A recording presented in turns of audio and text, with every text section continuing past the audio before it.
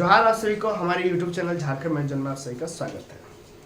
मैं robin Chandra, first year student of RIMS Ranchi. आप लोगों के साथ मैं लिविंग वर्ल्ड के विषय में डिस्कशन करने जा रहा हूँ। मतलब लिविंग वर्ल्ड को मैं पढ़ाने जा रहा हूँ। ठीक है, ये नीट का पहला चैप्टर में, नीट या बोल सकते बोर्ड का 11th का पहला चैप्टर है। इसमें लिविंग वर्ल्ड के विषय में मुझे पढ़ाना है और इस प्रकार से मैं क्या करूँगा, लिविंग वर्ल्ड से लेकर जितने भी चैप्टर है 11 12 के, मैं धीरे धीरे करके सबको पढ़ाऊँगा। ठीक है, इससे पहले मैं अपने नोट्स से पढ़ाऊँगा, देन मैं NCERT लाइन बाय लाइन पढ़ाऊँगा। ये नोट्स भी जो पूरी तरह से बना हुआ वो NCERT बेस्ड है। ठीक है, इसको पढ़ने के बाद आपको क्या होगा, NCERT पढ़ने में दिक्कत नहीं होगी। फिर उसके बाद मैं NCERT तो पढ़ाऊँगा ही। ठीक है, तो उसके साथ भी पढ़ लीजिएगा तो फिर फ़ायदा ही फ़ायदा हो जाएगा। फिर हो सकता है आप प्रैक्टिस ज़्यादा मात्रा में कीजिएगा तो उसका ज़्यादा फायदा आपको मिलेगा, क्योंकि प्रैक्टिस ही सबसे बड़ा डिपेंड करता है। तो पहले समझ लीजिए, देन आप प्रैक्टिस कीजिएगा।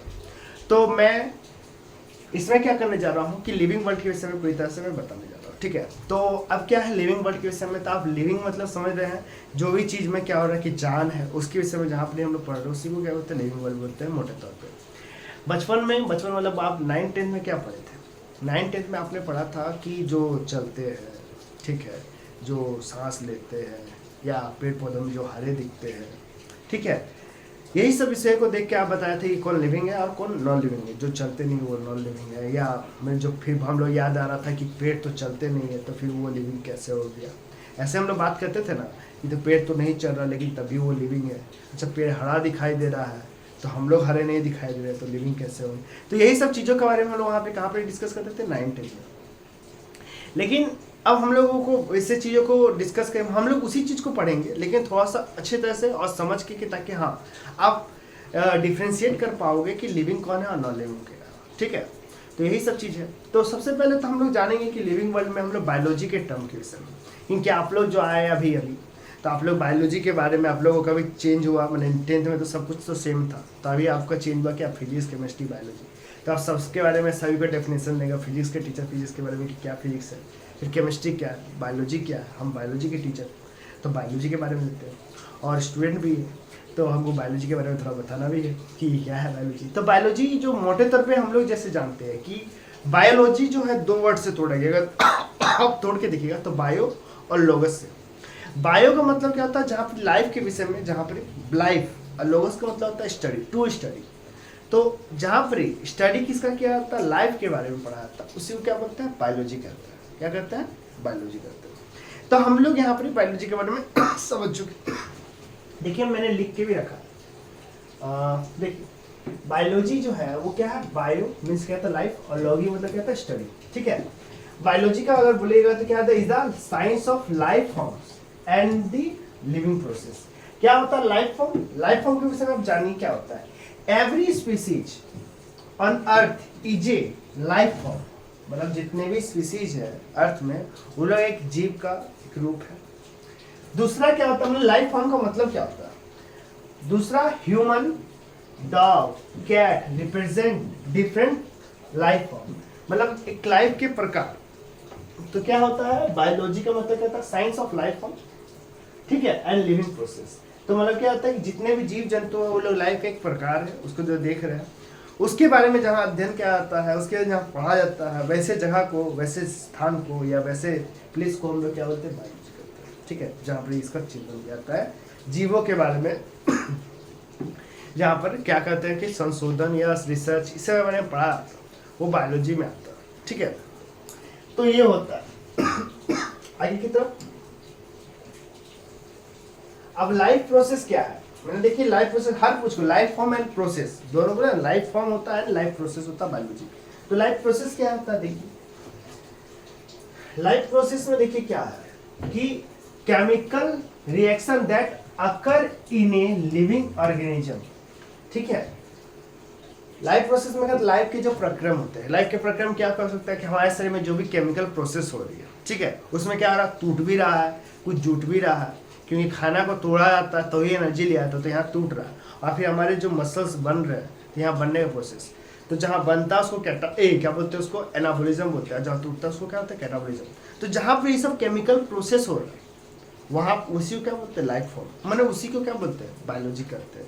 कि अगर बायोलॉजी का के लिए क्या आपका दो टर्म थे, एक तो लाइफ फॉर्म होता है, प्रोसेस। तो प्रोसेस क्या हो गया कि जो भी हमारे शरीर में, जो भी लिविंग के शरीर में हो रहा है, चाहे टूट रहा है या जुड़ रहा है, इस तरह की प्रक्रिया जहाँ पर हो रहा है, उसी को क्या बोलते हैं, प्रोसेस होते हैं, लाइफ प्रोसेस। तो केमिकल रिएक्शंस दैट अकर, ये रिएक्शन लिखा हुआ that occur in a living organism. तो दूसरा क्या हो गया, पहला तो आप जानेंगे कि chemical reaction that occur in living organism, और दूसरा क्या हो गया, मेटाबॉलिज्म। मेटाबॉलिज्म में ही आपका क्या होता है, मेटाबॉलिज्म क्या होता है, एक प्रक्रिया, प्रोसेस है जिसके द्वारा क्या होता है, खाना डाइजेस्ट होता है, फिर वही शरीर को लगता है, ठीक है। इसी सब में होता है कि जो मैं सम ऑफ बोल सकते कि कैटाबॉलिज्म और एनाबॉलिज्म, मैं टूटना और जुटना दोनों का जहाँ पे प्रोसेस हो रहा है हमारे शरीर में, उसी को मेटाबॉलिज्म बोलते हैं। और ब्रीफ में समझेंगे धीरे धीरे करके, आपको इतना तो समझ में आ चुका है, मैं आगे की तरफ बढ़ता हूँ, ठीक है। देखिए बायोलॉजी जो होता है वो क्या है, बायोलॉजी के विषय में आप जानिएगा। तो बायोलॉजी क्या है, biology is the story of evolution of living organism on earth. Biology क्या है, ये एक स्टोरी है। कैसा स्टोरी है, स्टोरी है किसका, evolution of living organism on earth, मतलब जितने भी इवोल्यूशन हुए हैं ऑर्गेनिज्म का हमारे धरती पे, उसी का एक स्टोरी है बायोलॉजी। ये एनसीईआरटी की एक लाइन है, और ये लाइन पर और पूछा जाता है, ठीक है।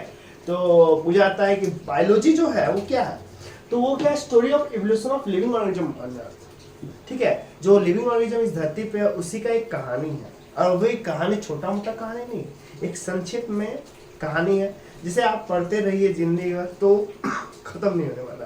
क्योंकि कैसे करके ये माने कि ये धरती का निर्माण हुआ है, वो तो जानते होंगे कि किस प्रकार से ये बना। धीरे धीरे करके ये मैंने क्या बोलते हैं कि बहुत पहले तो ये समय आता था कि ये भी क्या होता है कि सूर्य का अंश या एक गोला के समान था, जो कि बहुत ज़्यादा ये मैंने कि जला हुआ मैंने कि बॉल की जैसा था, मैंने बहुत ज़्यादा जला हुआ आग का गोला के जैसा था, ऐसा माना था पृथ्वी को। फिर धीरे धीरे वो क्या हुआ, ठंडा हुआ, और फिर वो गुरुत्वाकर्षण के, और ठंडा होने पर देखते हो ना कि वो छोटे छोटे जगह मैंने कि गड्ढे जैसे बन गए थे, और गुरुत्वाकर्षण के कारण से गोल गोल घूम रहे थे। मैं पृथ्वी का निर्माण कैसे बना रहा है, तो निर्माण के बारे में बता रहे हैं कि वो घूम रहा था। अब वो घूमने के कारण से, फिर ठंडा होने के कारण से, फिर O2 ऑक्सीजन और H2 के साथ मिलके, वो सब पढ़ाएंगे अगले समय में, लेकिन ये बता रहे कि O2 फिर H2 के साथ मिलकर H2 बना, तो वो जो गैप सब था उसको भर दिया, और इसीलिए हम लोग पृथ्वी कैसा दिखाया था, गोल दिखाया था, और हम लोग हर जगह बहुत सा जगह ब्लू ब्लू दिखाया था, क्योंकि वहाँ पे क्या ज़्यादातर पानी ही, ठीक है। तो इस प्रकार से धीरे धीरे करके धरती का निर्माण, फिर इसी में जीव जंतु आने लगे, तो ठीक है। और इस प्रकार से मतलब कि स्टोरी, तो ये स्टोरी बहुत बड़ा है, उस स्टोरी को हम लोग पढ़ेंगे, लेकिन हम बता रहे थे कि वो इस तरह ऐसा करके हुआ था। सबका एक कहानी है इवोल्यूशन, हम लोग जब पढ़ेंगे तब पता चलेगा कि अच्छा हाँ ये ऐसा हुआ था। अब मैं थोड़ा सा बताया कि H2 मिला, O2 मिला, H2 मिला, ऐसा ऐसा कुछ होता है। आगे की तरफ जानते हैं कि बायोलॉजी के बारे में पढ़े क्या, story of evolution of living organism और जितना भी होता है स्टोरी क्या होता है, लिविंग ऑर्गेनिज्म में जहाँ पर स्टोरी है, कहानी, उसी को जहाँ पढ़ते हैं उसी का होता है बायोलॉजी का। तीसरा अगर बायोलॉजी का और डेफिनेशन जानिएगा तो biology is the story of life on earth, ठीक है। ये तो पता चल गया, जितने भी लाइफ है उसके बारे में, लाइफ ऑन अर्थ में है उसी को क्या बोलते हैं, बायोलॉजी करते हैं। स्टडी हम लोग किसका स्टडी, स्टोरी है biology, story of life on earth, जितने भी जीव है उसके बारे में स्टोरी है। आगे की तरफ देखिए कुछ वर्ड्स जो आपको आप पढ़िएगा, तो आप पहला पेज जो बायोलॉजी का पढ़िएगा उससे पहले एक साइंटिस्ट आएंगे, साइंटिस्ट से पहले एक प्रेफेस या कुछ इंट्रोडक्शन के रूप में रहता है, उसमें कुछ दिया रहता है, इनएनिमेट, एनिमेट, वो वर्ड्स को भी जानने के लिए मैं सब कुछ को लिख के रखा हूँ इसमें, ठीक है। तो आगे की तरफ रखता हूँ, देखिए यहाँ पर एक अच्छा वर्ड आ रहा है जो कि आपके पहले पेज से लिया जा रहा है, ठीक है, एनसीईआरटी के। चलिए मैं पेज यूज नहीं बताऊंगा अभी, आप लोग खुद से करिए, फिर उसका एनसीईआरटी लाइन पर पढ़ाऊंगा। तो early man could easily differentiate between living being and non-living matters on the basis of his little knowledge about nature।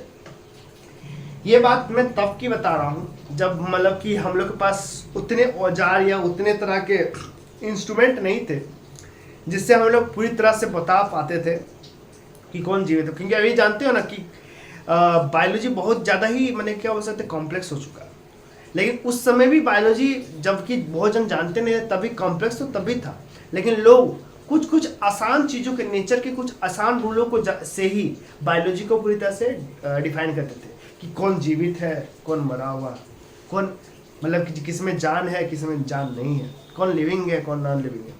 ठीक है, उस सब विषयों से जानते थे पहले के जो हमारे पूर्वज है। ठीक है ना।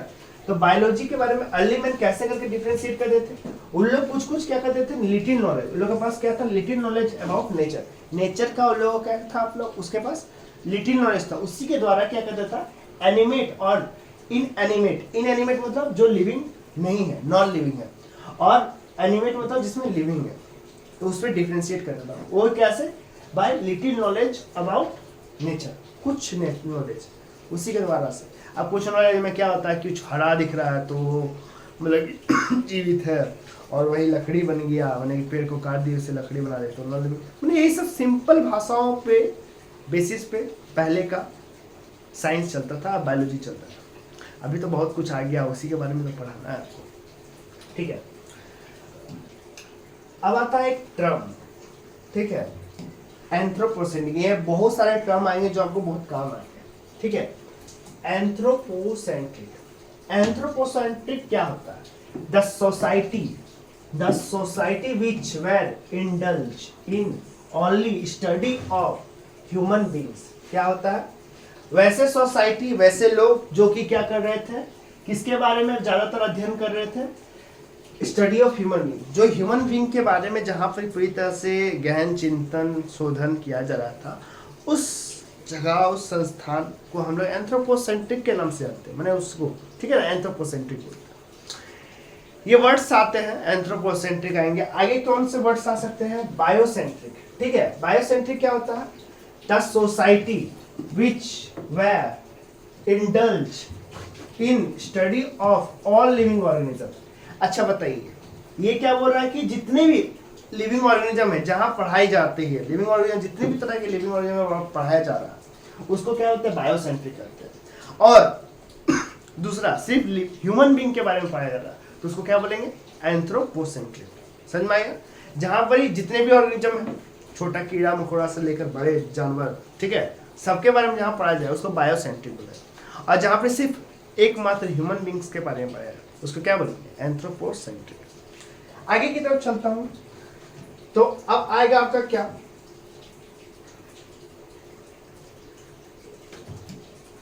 अब आता है आपका इकोसेंट्रिक। इकोसेंट्रिक क्या आता है, इकोसेंट्रिक, नाम से पता चल रहा है, इको मतलब क्या होता है, इकोलॉजी से रिलेटेड, मतलब एटमॉस्फेरिक से रिलेटेड, मतलब पूरा धरती से रिलेटेड। तो ये इकोसेंट्रिक क्या है, the society which where indulge in study of all the factor of ecosystem, जितने भी फैक्टर इकोसिस्टम में, ठीक है, माने धूप सर्दी, माने जितना भी वेदर है, वे सब के जितने भी तरह के फैक्टर जो धरती पे है, उसके बारे में जहां पर पढ़ाया जाता है उसको क्या बोलते हैं, इकोसेंट्रिक। ठीक है, ये धरती से रिलेटेड। आइए चलिए, अब आता है आगे की तरफ से, यहां तक समझ में आ चुका है, मैंने 3 टर्म बताया, एंथ्रोपोसेंट्रिक, बायोसेंट्रिक और क्या बताया, इकोसेंट्रिक। बायोसेंट्रिक क्या था, जहां पे सभी तरह के ऑर्गेनिज्म के बारे में, लाइफ के बारे में पढ़ाया जाता है, उसको क्या बोलते हैं, बायोसेंट्रिक। और इसमें हम लोगों ने पढ़ा एंथ्रोपोसेंट्रिक। एंथ्रोपोसेंट्रिक क्या था, सिर्फ ह्यूमन बीइंग के बारे में पढ़ा था। और एक पढ़े हम लोग इकोसेंट्रिक। इकोसेंट्रिक हम लोग जितने भी तरह के इकोसिस्टम में लाइफ प्रोसेस हो रहे हैं, मैंने कि इकोसिस्टम में जितने भी तरह के फैक्टर सम्मिलित है, उसके बारे में जहाँ पर पढ़ाई करते हैं, जैसे वही वेदर के बारे में जहाँ पर पढ़ाई करते हैं, उस सब हम लोग इकोसेंट्रिक करते हैं। तो आप क्लियर हो चुके हैं तीनों वर्ड से। मैं आगे की तरफ बढ़ता हूँ। आता है इकोलॉजिकल रिलेशन। इकोलॉजिकल रिलेशन क्या होता है, जितने भी इकोलॉजी में जितने भी लोग हैं, जितने भी जानवर हैं, जितने लिविंग बींग्स हैं, उन लोग का रिलेशन को बता दे कि कैसा रिलेशन, संबंध एक दूसरे से, उसके बारे में हम लोग पढ़ेंगे। इकोलॉजिकल रिलेशन, रिलेशन मतलब होता है जुड़ाव भी बोल सकते हैं। देखिए 2 तरह के रिलेशन होते हैं, नेगेटिव इंटरेक्शन होता है और दूसरा क्या होता है, पॉजिटिव इंटरेक्शन।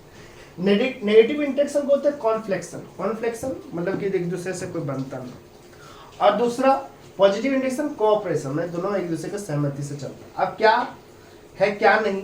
इसका नेगेटिव इंटरेक्शन मतलब कि दो जानवर है उसमें कोई तरह का इंटरेक्शन समझ लीजिए, या लिविंग बीइंग है उसमें कोई इंटरेक्शन नहीं।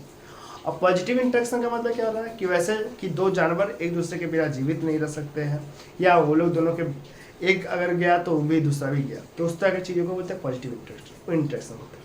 नेगेटिव इंटरेक्शन तो समझ सकते हो, या पॉजिटिव इंटरेक्शन दोनों समझ सकते हैं। जैसे कि शेर और क्या बोलते हैं, शेर के साथ मैंने कि क्या बोल सकते हैं, क्या बोलते हैं डियर को, वो लोग दोनों में क्या है नेगेटिव इंटरेक्शन, दोनों एक दूसरे को दूर दूर रखता है लेकिन जी भी नहीं सकता, ये भी याद रखिएगा। लेकिन दोनों में क्या है इंटरेक्शन कैसा है, दूर दूर का। पॉजिटिव इंटरेक्शन में किसको बता सकते हैं, पॉजिटिव इंटरेक्शन में आप बता सकते हैं कि गाय है, गाय जो चलती है तो उसके साथ कौवा बैठा हुआ रहता है, तो दोनों को फायदा होता है। कैसे फायदा होता होगा आप सोचिए। तो कौवा क्या होता है देखिएगा, गाय के या भैंस के देखिए ऊपर में चढ़ा हुआ रहता है, तो वो लोग क्या करता है कि गाय मैंने कि जो कौवा होता है वो ज़्यादा मैंने मिट्टी को तो चीज कोड़ नहीं सकता है, तो जब गाय चलती है तो वो क्या कर देती है कि ज़मीन को कोड़ते हुए चलती है, तो उसके अंदर जो छोटे छोटे पिल्लू होते हैं उसको कौन खा लेता है, कौवा खा लेता है। और फिर शरीर में भी अगर गाय के छोटे छोटे मोटे पिल्लू रहते हैं तो उसको भी खा लेता है। तो इसमें क्या होता है, दोनों का फायदा हो जाता है। कैसे कि जो जितने भी मैंने कि क्या बोलते हैं शरीर में उसके थे, मैंने शरीर के ऊपर में लगे हुए छोटे छोटे पिल्लू थे, वो भी साफ हो गए और उसको खाना और कौवा को खाना भी मिल गया, दोनों को फायदा हो गया। इस तरह की चीज़ होता है, तो ये चीज़ होता है। फिर एक आपने लाइकेन पढ़ा होगा, लाइकेन में क्या होता है कि फंगस और मतलब क्या होता है एल्गी, दोनों मिल के क्या बनते हैं लाइकेन बनते हैं। फंगस और एल्गी दोनों एक दूसरे के, दोनों कोऑपरेटिव रहता है, ठीक है, दोनों मिल के बनते हैं, तो वो क्या हो गया कोऑपरेटिव और कोऑपरेशन बनाओगे, ठीक है। तो ऐसे से चीज़ आपको मिलेगी। तो ये होता है नेगेटिव। मैं बताना चाह रहा कि इकोलॉजी में इस तरह से भी लोग नहीं मैंने कि बींग्स जितने भी जानवर होते हैं वो सोचते हैं, ठीक है, सोचते नहीं मैंने कि वैसे करते हैं क्योंकि वो उसी पे वो जीवित है। आइए तक पढ़ते हैं। ये हो गया। देखिए इकोलॉजिकल रिलेशन तो बताया, अब बताते हैं रिलेशन भी दो तरह के होते हैं, हॉरिजेंटल रिलेशन और वर्टिकल रिलेशन। क्या क्या होता है, हॉरिजेंटल रिलेशन और दूसरा क्या होता है वर्टिकल रिलेशन। तो क्या होता है हॉरिजेंटल रिलेशन, क्या होता है relation of species with another species, ठीक है, relation of species with another species या relation between same taxonomic category, ठीक है। दूसरा क्या लिखा vertical relation, relation between two different taxonomic category.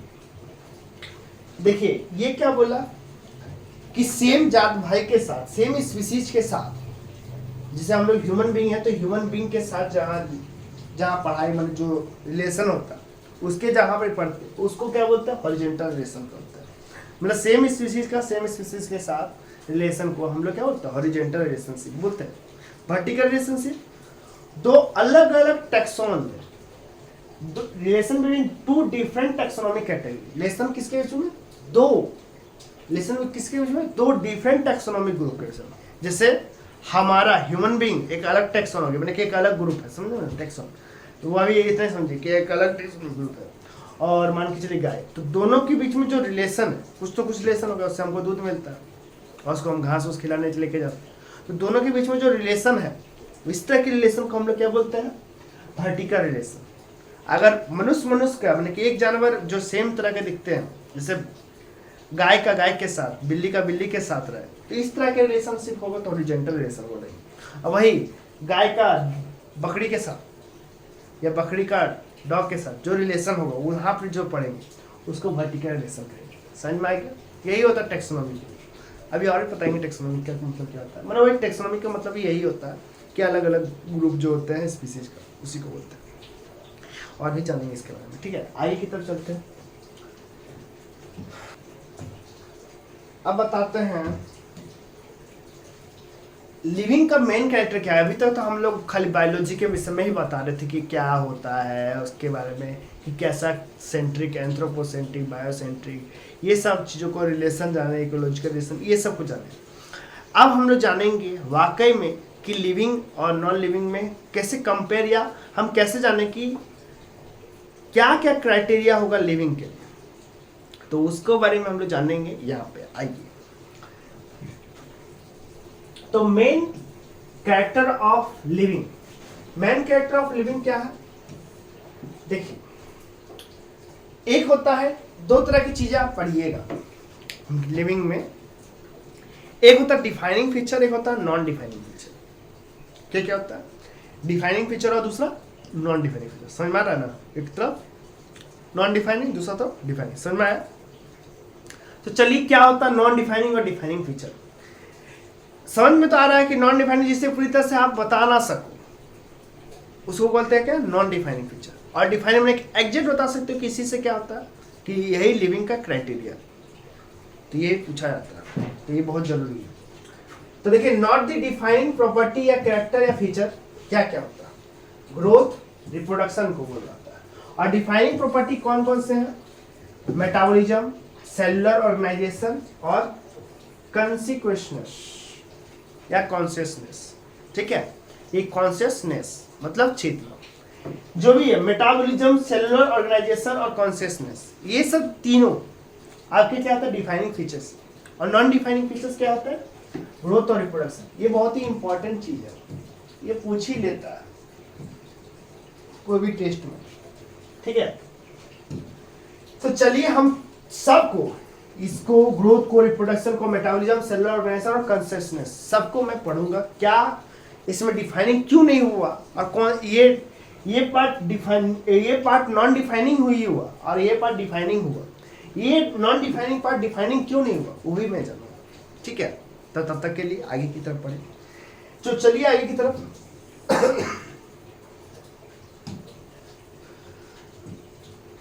पहला चीज क्या था हम लोग के पास? ग्रोथ।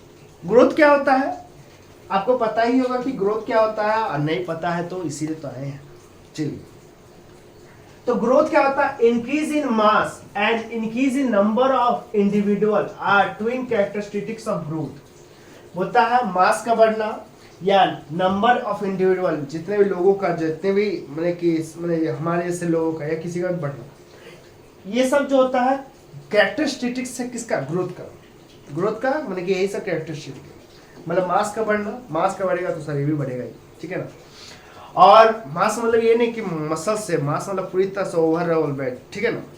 वो बताया है। और क्या बोलते हैं? इंडिविजुअल का बढ़ना। ये सब क्या था? ग्रोथ के criteria, twin characteristic of growth है। ठीक है, और इसके लिए क्या होता है? क्या होता है इसके लिए? क्या होना चाहिए? इंक्रीज इन मास और इंक्रीज इन नंबर के लिए क्या होना चाहिए? पॉजिटिव मेटाबॉलिज्म चाहिए। इस सब के लिए क्या चाहिए? ग्रोथ के लिए पॉजिटिव मेटाबॉलिज्म चाहिए। पॉजिटिव मेटाबॉलिज्म में क्या क्या होना चाहिए कि एनाबॉलिज्म ज्यादा होना चाहिए कैटाबॉलिज्म से। ठीक है, अब बोलेगा एनाबॉलिज्म कैटाबॉलिज्म क्या है? ये सब आगे के वर्ड्स है, लेकिन मैं इसको अभी भी डिफाइन कर दूंगा। तो ग्रोथ क्या होता है? इंक्रीज इन नंबर, ठीक है, और मास का। ठीक है, यही सबको क्या बोलते हैं? जहां पर होता है उसी को क्या होता है? ग्रोथ का क्राइटेरिया है, और उसी को ग्रोथ करते हैं। ठीक है, आगे देखिएगा। तो ग्रोथ में क्या जरूरी है? कोई भी चीज का इंडिविजुअल जो ग्रोथ कर रहा है, मास बढ़ रहा है, तो ये कैसे हो सकता है? कोई चीज ग्रोथ कर रहा है, उसका कैसे ग्रोथ कर सकता है? पॉजिटिव मेटाबॉलिज्म के कारण से। अभी हम भी ग्रोथ कर रहे हैं। ग्रोथ अब मैंने, मेरा तो एज हो चुका है, तो मेरा हाइट और नहीं बन रहा मान लीजिए, लेकिन अभी भी तो ग्रोथ हो रहा है, मसल्स बन रहा है, ये सब मसल्स बन रहे हैं। ठीक है ना? और जितने भी वाइटल ऑर्गन्स है वो बढ़ रहे हैं, तो अभी भी तो ग्रोथ हो रहा है। तो ये जो ग्रोथ हो रहा, तो ये ग्रोथ कैसे हो पा रहा? ये ग्रोथ हो कैसे रहा?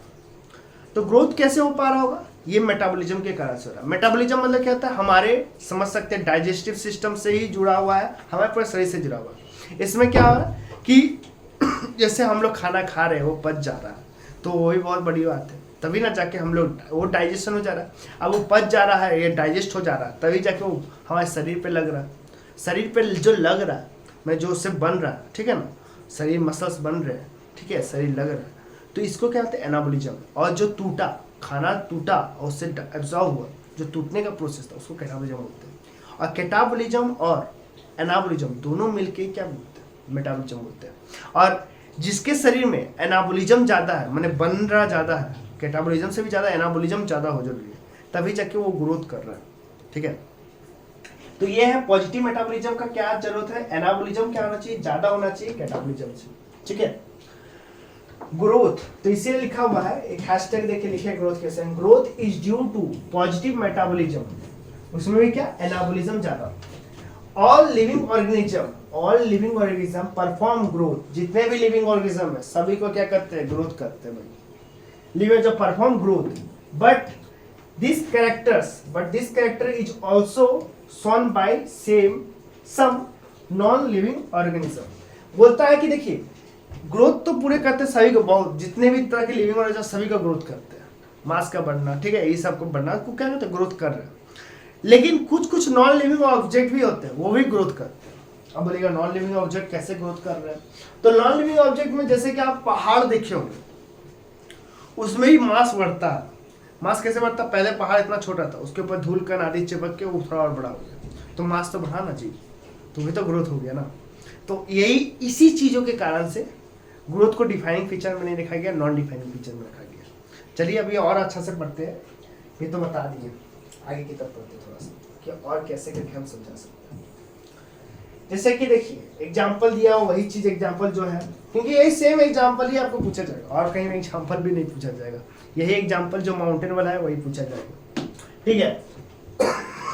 तो एग्जाम्पल क्या है, increase in height of mountain, ठीक है, हाइट माउंटेन का बढ़ना, इस कारण क्या होता है, हो सकता है कि सेंड के कारण से क्या हो सकता है, बढ़ गया, सैंड डम हो रहा है उसके ऊपर में, सैंड बालू उसमें जम रहा है या मिट्टी बालू सब कुछ जम रहा है, तो उसके कारण से क्या पहाड़ हो गया। तो ये मास तो उसमें डिपोजिशन हुआ ना जी, तो इसको भी तो ग्रोथ करना चाहिए, लेकिन ये तो ग्रोथ नहीं, क्योंकि तो नॉन लिविंग है, ऐसे ही पता चल रहा है। तो इसीलिए इस कारण से ये क्या नॉन डिफाइनिंग फीचर। हाँ, ग्रोथ के भी दो टाइप है भाई, क्या क्या टाइप है मैं बताता हूँ। Growth are of two types, ठीक है, कितने टाइप से, दो प्रकार होते हैं। एक होता है इंट्रिंसिक ग्रोथ, दूसरा होता है एक्सटेंसिव ग्रोथ। इंट्रिंसिक मतलब अंदर से ग्रोथ, लिखा क्या, internal growth, extensive growth, external growth. Internal जो ग्रोथ हो रहा है, हम लोग खा रहे थे इंटरनली ना, हम लोग सही तरह से ग्रोथ हो पा रहा है, बाहर से मिट्टी उट्टी चिपक जा रहा है या क्या कहते हैं हम लोग कवर कर रहे हैं मीट उट का या फ्लेश का, तो तब जाके हम लोग ये हो रहा है क्या, नहीं ना, ये तो अंदर से ग्रोथ है, हम लोग खाना खा रहे हैं उसकी वजह से ग्रोथ हो रहा है। तो हम लोग में कैसा ग्रोथ है, इंट्रिंसिक ग्रोथ। लेकिन मैंने ग्रोथ फ्रॉम इनसाइड है, क्या है, ग्रोथ फ्रॉम इनसाइड है। एक्सटेंसिव ग्रोथ क्या होता है, ग्रोथ फ्रॉम आउटसाइड। जैसे देखिए क्या कि ये मान के चलिए आपके पास क्या कि सैंड का ये उसके ऊपर से धूल चिपक गया, तो फिर और बढ़ गया, फिर और बढ़ गया, तो इस प्रकार से ग्रोथ हो रहा है। तो ये क्या एक्सटर्नल ग्रोथ ना, बाहर से ना ग्रोथ हो रहा है। तो growth from outside due to deposition from outside, में आउटसाइड से डिपोजिशन हो रहा था, आउटसाइड से जो हो रहा है ग्रोथ, तो इस तरह की ग्रोथ क्या होता है, एक्सटेंसिव ग्रोथ बोलते हैं। ये माउंटेन आदि में दिखा जाता है, ठीक है। देखिए मैंने आपको बताया कि ग्रोथ ऑफ टू टाइप्स, एक तो होता है इंट्रिंसिक ग्रोथ, दूसरा एक्सट्रिंसिक ग्रोथ। अब एक होता है टाइप ऑफ ग्रोथ में, growth is of two types. फिर एक और ग्रोथ है जो मैं बता रहा हूं, growth is of two types में टू तरह का प्रोसेस भी होता है। एक इनडिटरमिनेट ग्रोथ होता है, इनडिटरमिनेट ग्रोथ या कॉन्टिन्यूअस ग्रोथ, और एक होता है डिटरमिनेट, ठीक है, जिसको बोलते हैं डिसकंटिन्यूअस ग्रोथ। मतलब ये समझ में आ सकता है कि इनडिटरमिनेट जो होता है इन्फिनिटी बढ़ते रहता है, इसका कोई ये नहीं है कि कब तक बढ़ेगा। जैसे पेड़ को ही देखते होंगे, बहुत सारे पेड़ जो बड़े होते रहते उनको पता नहीं कि कितने तक बढ़ेगा, तो वैसे ग्रोथ हो जाते हैं इनडिटरमाइन। और डिटरमाइन क्या था, हम लोग निश्चित एक ग्रोथ होता है, बस उसके बाद रुक जाता है, तो क्या डिटरमाइन ग्रोथ हुआ। चलिए आगे क्या लिखा हुआ, अनलिमिटेड ग्रोथ।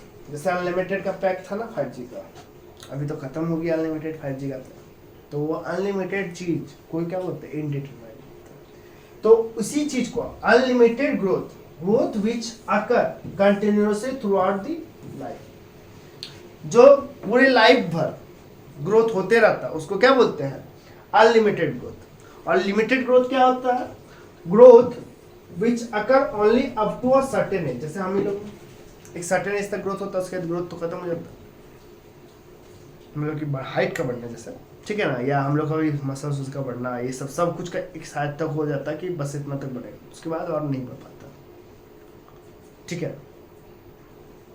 तो ये एनिमल में होता है। और ये वाला चीज जो बताया था कि इंडिटरमाइनेट ग्रोथ जो होता है, ये अनलिमिटेड ग्रोथ होता है, पेड़ों में होता है, वो बढ़ते जाते हैं, उनका अभी तक पता नहीं चले कि वो कितना बढ़ेंगे। देवदार जैसे पेड़, ठीक है ना, या रेड वुड ट्री, वो बहुत बड़े होते हैं। कितने लंबे होंगे वो पता नहीं है, खाली एवरेज निकाला हुआ, लेकिन बहुत बड़े होते हैं।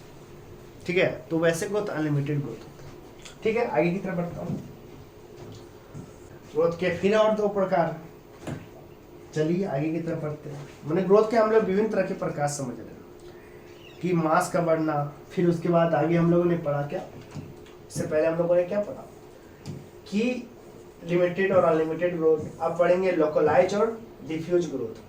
ठीक है, ये सब बहुत टर्म्स जो होते हैं, क्योंकि ये चैप्टर आपको बहुत ज़्यादा जरूरी है, क्योंकि ये चैप्टर पढ़िएगा तो बाकी जितने चैप्टर हैं 11th के वो सब समझ में आएंगे। 11th और 12th, इनफैक्ट 12th भी पूरी तरह से समझ में आएगा, क्योंकि इसमें मैं सब कुछ पढ़ा दे रहा हूँ जो पहले मैं इसके बाद जरूरत है।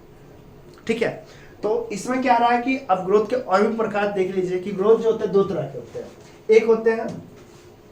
एक होते हैं आपके लोकलाइज ग्रोथ। क्या होता है? Localise growth. दूसरा क्या होता है? Diffuse growth. लोकलाइज ग्रोथ क्या होता है? Growth in a particular reason of the body. क्या होता है? Particular reason of the body. और वही डिफ्यूज ग्रोथ क्या होता है? Growth all over the body parts. ठीक है, जैसे देखिए growth in plant, growth plant की ग्रोथ को देखिएगा तो उसका ऊपर वाला पार्ट ही ज्यादातर ग्रोथ करते रहता है। ठीक है, ऊपर का पार्ट ही क्या होता है? ग्रोथ ज्यादा करते रहता है। ठीक है, क्योंकि उसका ऊपर में ही जो होता है मेरिस्मेटिक टिश्यू होता है। फिर बाद में चल के ये सब थोड़ा गर्थ बड़ा होता है, लेकिन ये वाला पास यहाँ पे क्या होता है? एपिकल टिश्यू होते हैं, और यहाँ पे क्या होता है? मेरिस्मेटिक टिश्यू जिसको बोलते हैं वो रहता है। इसके कारण से क्या होता है? यहीं पर रहता है, और इसके कारण से वो आगे की तरफ ग्रोथ करते रहता है। तो इस तरह का ग्रोथ जो होता है लोकलाइज ग्रोथ होता है, क्योंकि किसी किसी लोकल पार्ट पे ही, कोई एक निश्चित पार्ट में ही ग्रोथ हो पाता है, इसको कहते हैं लोकलाइज ग्रोथ। लेकिन जब जानवर बढ़ता है, मनुष्य बढ़ता है या कोई भी चीज बढ़ता है, तो उसका क्या होता है? डिफ्यूज होता है, हर जगह से बढ़ता है। देखो क्या इधर का लंबा हाथ होता है, इधर का छोटा हाथ होता है, ऐसा कुछ होता है? वो तो किसी किसी में जो वो अपंग हो जाते हैं उसके लिए, लेकिन थोड़ा दिव्यांग हो जाते हैं उनके लिए होता है। लेकिन ऐसे में जो होते हैं नॉर्मल ह्यूमन, देखते हो कि एक हाथ इतना लंबा हुआ, एक हाथ छोटा हो गया, ऐसा कुछ हुआ नहीं ना? कि एक पार्ट पूरा तरह से एकदम बॉडी बिल्डर है और एक पार्ट पूरा एकदम पतला है, ऐसा कुछ होता है नहीं ना? तो हम लोग पूरी तरह से ऑल ओवर ग्रोथ हुआ ना। इधर बायलेटरल अगर सिमेट्री देखिएगा तो इधर का जितना ग्रोथ है उतना ही इधर भी ग्रोथ है। समझ में आ गया ना? तो इस तरह की ग्रोथ जो होता है डिफ्यूज ग्रोथ बोलते हैं। समझ में आ गया? क्या बोलते हैं इसको? डिफ्यूज ग्रोथ बोलते हैं। देखो, because both living and non living exhibit growth, so it can not be taken as a defining। ठीक है, बताता है कि जो ग्रोथ जो दिखाई दे रहा है वो लिविंग भी दिखाई दे रहा है, नॉन लिविंग भी शो कर रहा है, इसलिए इसको हम लोग क्या करते हैं? डिफाइनिंग प्रॉपर्टी में नहीं रखते ग्रोथ लिविंग के। लिविंग के लिए डिफाइनिंग प्रॉपर्टी अच्छा नहीं है। ठीक है, आगे बढ़ता हूं। ग्रोथ फ्रॉम इनसाइड, उसको क्या कहते हैं? Intrinsic growth, can be taken as defining property. देखिए ग्रोथ में हम लोग देखिए इंट्रिंसिक ग्रोथ और एक्सटेंसिव ग्रोथ देखे थे ना। इंट्रिंसिक में जो अंदर से ग्रोथ होता है और एक्सटेंसिव ग्रोथ जो होता है बाहर से ग्रोथ होता है। तो बाहर वाला ग्रोथ तो भाई सैंड माउंटेन ये सब बोल्डर आदि दिखा दे रहे हैं, सैंड माउंटेन बोल्डर ये सब दिखा दे रहे हैं। ठीक है, लेकिन इंट्रिंसिक ग्रोथ वो सिर्फ जो दिखाता है वो कौन दिखाता है? लिविंग ऑब्जेक्ट ही दिखाया जाता है। तो इसके लिए हम लोग इसको बोल सकते हैं, कैन भी मैंने बोल सकते हैं कि ये डिफाइनिंग प्रॉपर्टी हो सकता है, लेकिन पूरी तरह से नहीं बोल सकते, क्योंकि ग्रोथ में ही पहले ही कट गया कि कोई कर रहा है, लिविंग कर रहा है, मैंने कि लिविंग भी कर रहा है, नॉन लिविंग भी कर रहा है, इसलिए इसको पूरी तरह से डिफाइन नहीं किया गया।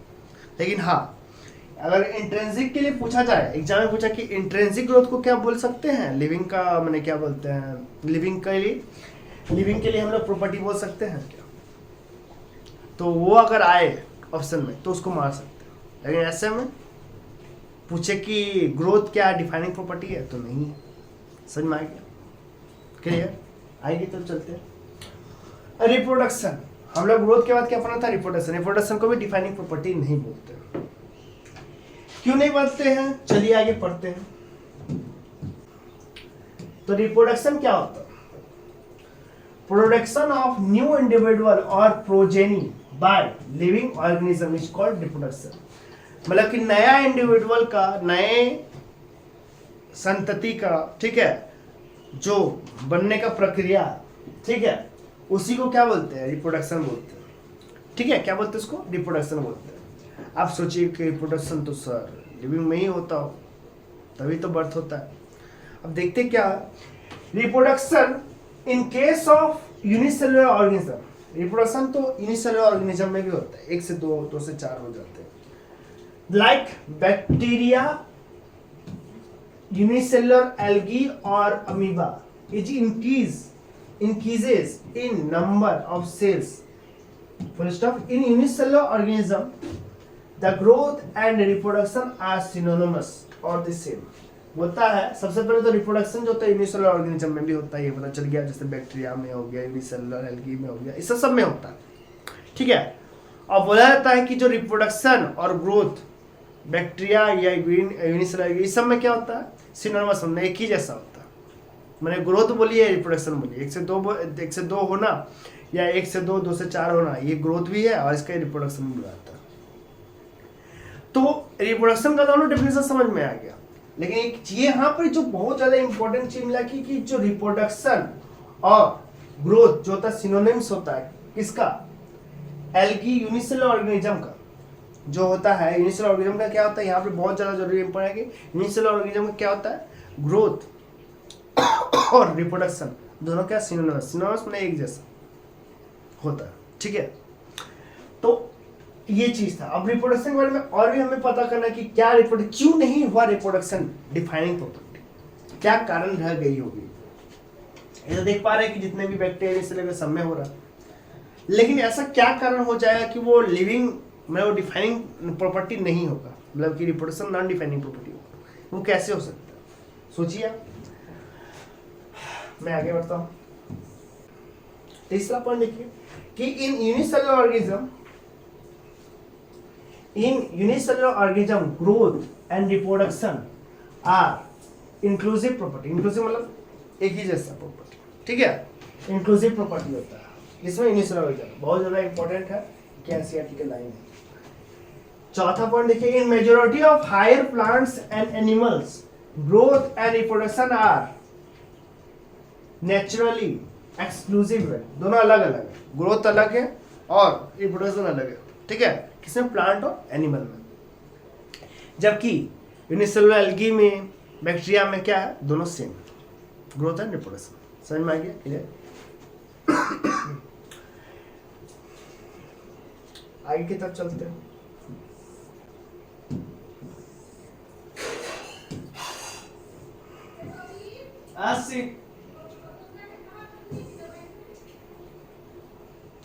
तो आगे की तरफ चलते हैं रिप्रोडक्शन में कि ये रिप्रोडक्शन को हम लोग डिफाइनिंग प्रॉपर्टी क्यों नहीं बोले, उसके बारे में मैं थोड़ा सा और बताना चाहता हूँ कि देखिए रिप्रोडक्शन जो होता है कि हर किसी में हो रहा है, अभी देख पाए तो चलिए ग्रोथ के क्राइटेरिया में या लिविंग के क्राइटेरिया में हम लोग डिफाइनिंग प्रॉपर्टी क्राइटेरिया में रख सकते हैं। लेकिन आप सोचिए कि जो वर्कर बीज होते हैं वे जो होते हैं कभी भी फर्टाइल नहीं होते, वो इनफर्टाइल होते हैं, तो वो भी तो जीवित है, तो वो क्या लिविंग है नहीं। फिर इनफर्टाइल कपल, वैसे कपल जो कि माने कि क्या बोल सकते हैं, बर्थ नहीं कर सकते, चाइल्ड बर्थ नहीं कर सकते, तो क्या वो लिविंग नहीं है। या गधा नहीं, खच्चर जिसको बोलते हैं, म्यूल्स, वो भी माने क्या होते हैं, इनफर्टाइल होता है, तो क्या वो लोग क्या लिविंग नहीं है, लिविंग तो है बट वो इस क्राइटेरिया में नहीं आ पा रहे, किसके, डिफाइनिंग प्रॉपर्टी में, इसीलिए मैंने रिप्रोडक्शन डिफाइनिंग प्रॉपर्टी के क्राइटेरिया में नहीं आ पा रहा। समझ में आया ना, तो ये चीज़ें थी, इसीलिए हम लोग रिप्रोडक्शन को हम लोग डिफाइनिंग प्रॉपर्टी में रखे नहीं है। आगे मैं बताता हूँ थोड़ा मेटाबॉलिज्म के विषय में भी मैंने लिखा था कि मेटाबॉलिज्म क्या होता है, क्योंकि आप लोगों का बोर्ड्स में पूछा जाएगा, इसलिए मेटाबॉलिज्म को भी मैंने लिख के रखा। ठीक है, तो चलिए मेटाबॉलिज्म को पढ़ लेते हैं। मेटाबॉलिज्म क्या होता है, द सम ऑफ, क्या होता है, the sum of total of all the biomolecular reaction occurring in a living body, in a living body is metabolism. ठीक है, जितने भी तरह के रासायनिक क्रिया, जितने भी तरह के बायोकेमिकल प्रोसेस हमारे शरीर में होते हैं उसी को क्या होता है, मेटाबॉलिज्म बोलते हैं।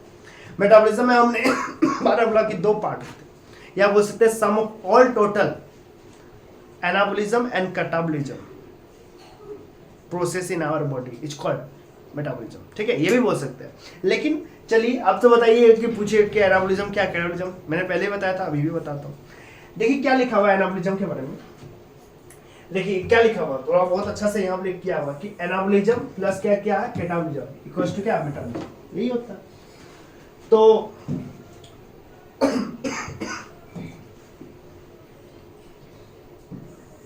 all living organisms both unicellular and multicellular exhibit क्या मेटाबॉलिज्म, ऐसा क्या नहीं, all the living organisms both unicellular and multicellular exhibit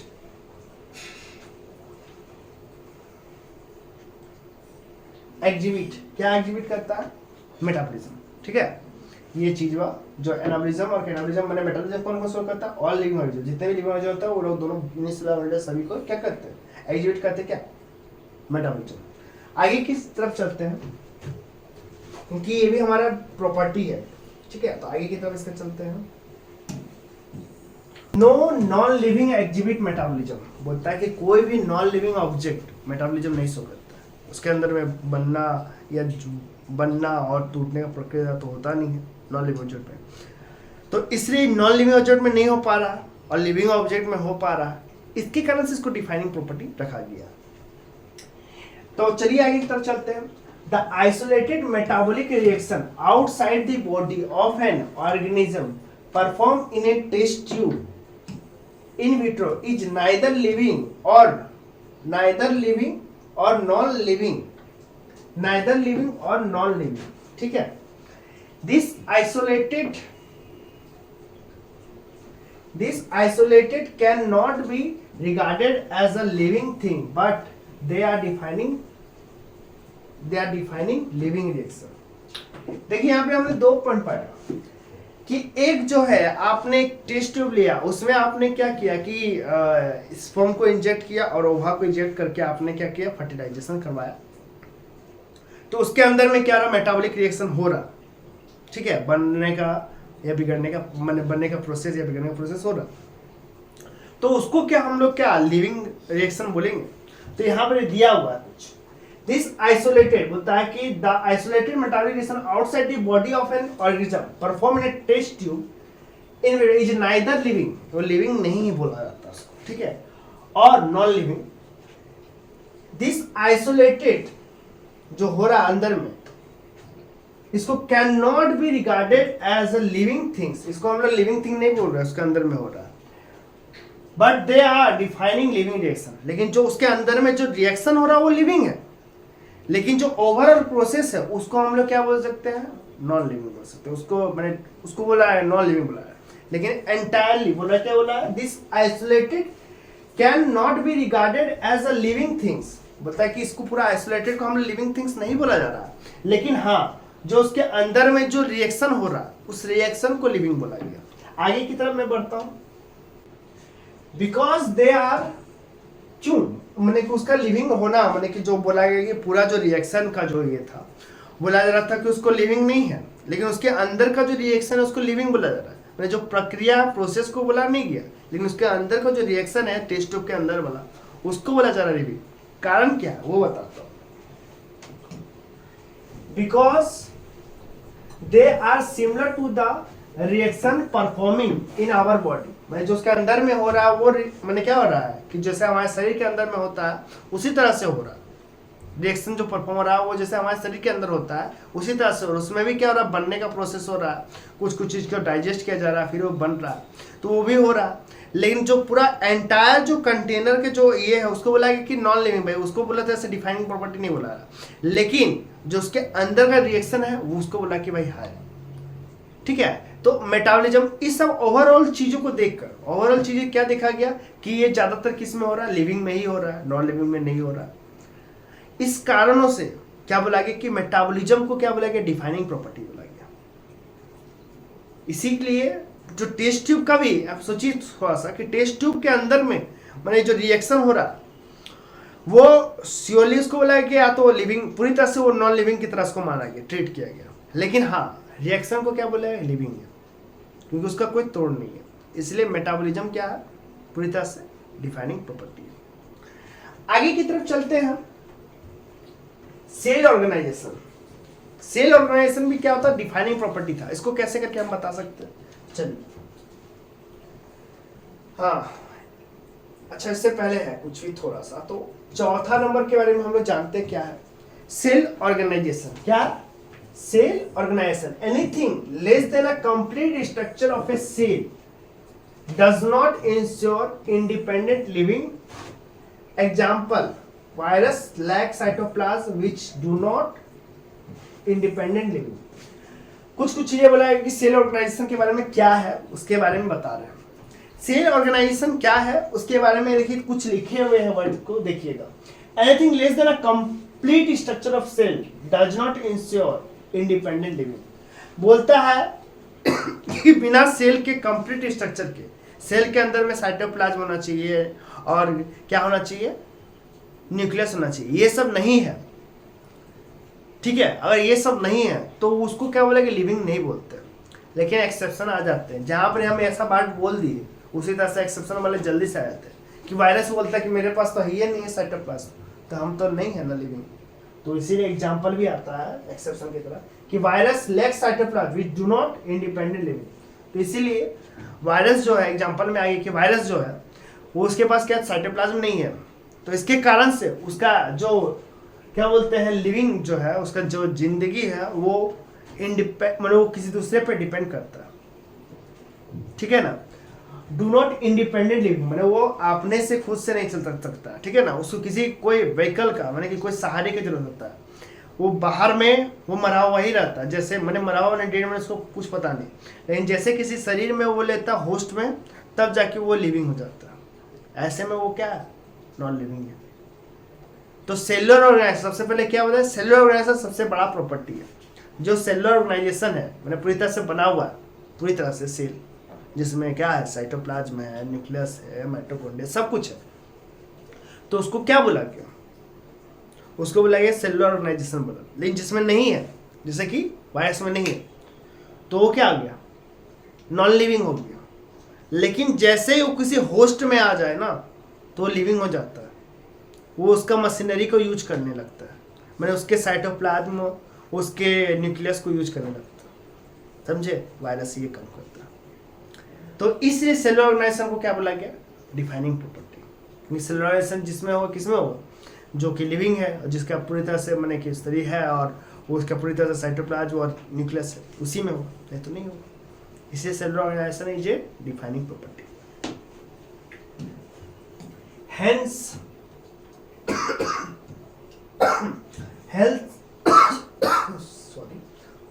Hence, cell is the fundamental, structural and functional unit of all living organism. Structural, functional unit कौन है, हमारा cell है, क्योंकि यही है तभी हम छोटे छोटे ये जो सेल्स है उसी से बने हुए। तो सेल ही आपका क्या आता है, संरचनात्मक, स्ट्रक्चरल और फंक्शनल, और जो क्रिया कर रहे हैं उसका दोनों का क्या है, मेन रूप क्या, मूलभूत रूप जो है, मूलभूत जो इकाई या यूनिट कौन है, वो सेल, वो है। तभी ये शरीर, तभी लिविंग है। नहीं उसका भी अगर मान के जो साइटोप्लाज्म खत्म हो गया तो खत्म होने लग गया। समझ में आ गया, इसलिए डिफाइनिंग प्रॉपर्टी है। अब आता है कॉन्सिक्वेशनेस या कॉन्शियसनेस बोलते हैं, ठीक है, मतलब चेतना बोलते हैं। जैसे आपको चूटी काटेंगे तो आप क्या होगा, आराम से खड़े हो जाएंगे। पेड़ को भी काटते हैं तो उससे क्या होता है कि वाइट वैक्स या कुछ निकलने लगता है, देखिए होंगे। तो ये सब क्या होता है, लिविंग में ही होता है कॉन्शियसनेस। ये छुई मुई को पेड़ पौधा को देखे, उसको टच कीजिएगा तो वो मुरझा जाएगा। लिविंग को, नॉन लिविंग को टच करने से तो वो मुरझाता नहीं, ठीक है ना। नॉन लिविंग को मैंने टच कीजिए तो मुरझा जाएगा, कुछ होगा नहीं। तो इसलिए कॉन्शियसनेस को क्या बोला गया, डिफाइनिंग प्रॉपर्टी बोला गया। चलिए क्या होता है उसके बारे में थोड़ा समझते हैं। Ability to sense change in the environment and respond to it is called as a consciousness। बोलता है कि ability to sense, किसको, ability to sense change in environment, change environment में जो changing हो रहा उसके बारे में जो sense कर पा रहे, ठीक है, और respond कर पा रहे, उसी को consciousness बोल रहे। जैसे एक तो चोटी काटने वाला हो गया, या आपको चाटा मार दे तो भी आप रिस्पॉन्ड कीजिएगा, उसका रोने लगिएगा, ठीक है। या हो सकता है कि देखिए ठंडा का दिन होता है तो आप क्या कर देते हैं, चादर उधर टांगने लगते हैं सभी को, या तो कुत्ता लोग ठिठुरने लगता है, तो या डॉगी उगी या कुछ भी मैंने गाय ठिठुरता है, और हम लोग तो ये क्या होते कंबल वम्बल पहन लेते हैं, या मैंने क्या बोलते हैं स्वेटर पहन लेते हैं तो ठंडा नहीं लगता है। गर्मी का दिन होता है तो एसी उसी चालू कर देते हैं, तो हम लोग जो रिस्पॉन्ड कर रहे हैं एनवायरनमेंट से उसी को क्या बोलते हैं, कॉन्शियसनेस बोलते हैं। ठीक है, कॉन्शियसनेस लकड़ी को, ठीक है, लोहा को, ये सब को नहीं होता, लोग कोई दिक्कतें नहीं। ठीक है ना, हमें जंग लग हो सकता है लोहा में जंग लगे खत्म हो जाए तो वो कॉन्शियसनेस में नहीं आना, वो लोहा के ऊपर में कोट पहन लिया, क्या पेंट कर लिया अपने आप को, नहीं ना, तो ये सब अपने से नहीं हो पा रहा उससे। तो एबिलिटी जो रिस्पॉन्ड इन्वायरमेंट से जो रिस्पॉन्ड कर रहा उसी को क्या बोलते हैं, कॉन्शियसनेस बोलते हैं। समझ में आ गया? तो यहाँ पे देखिएगा, और organism from the prokaryote to complete eukaryote, so complex eukaryote या कॉम्प्लेक्स यूकैरियोट, ठीक है ना, यहाँ पे कॉम्प्लेक्स लिखा हुआ, complex eukaryote so consciousness to environment, होता है कि प्रोकैरियोट छोटा सा इनिशियल ऑर्गेनिज्म से लेकर बड़ा सा प्रोकैरियोट भी, बड़ा सा यूकैरियोट भी क्या शो करता है, कॉन्शियसनेस शो करता है। इसलिए कॉन्शियसनेस को क्या किया गया, डिफाइनिंग प्रॉपर्टी रखा गया। ठीक है, आइए बढ़ते हैं।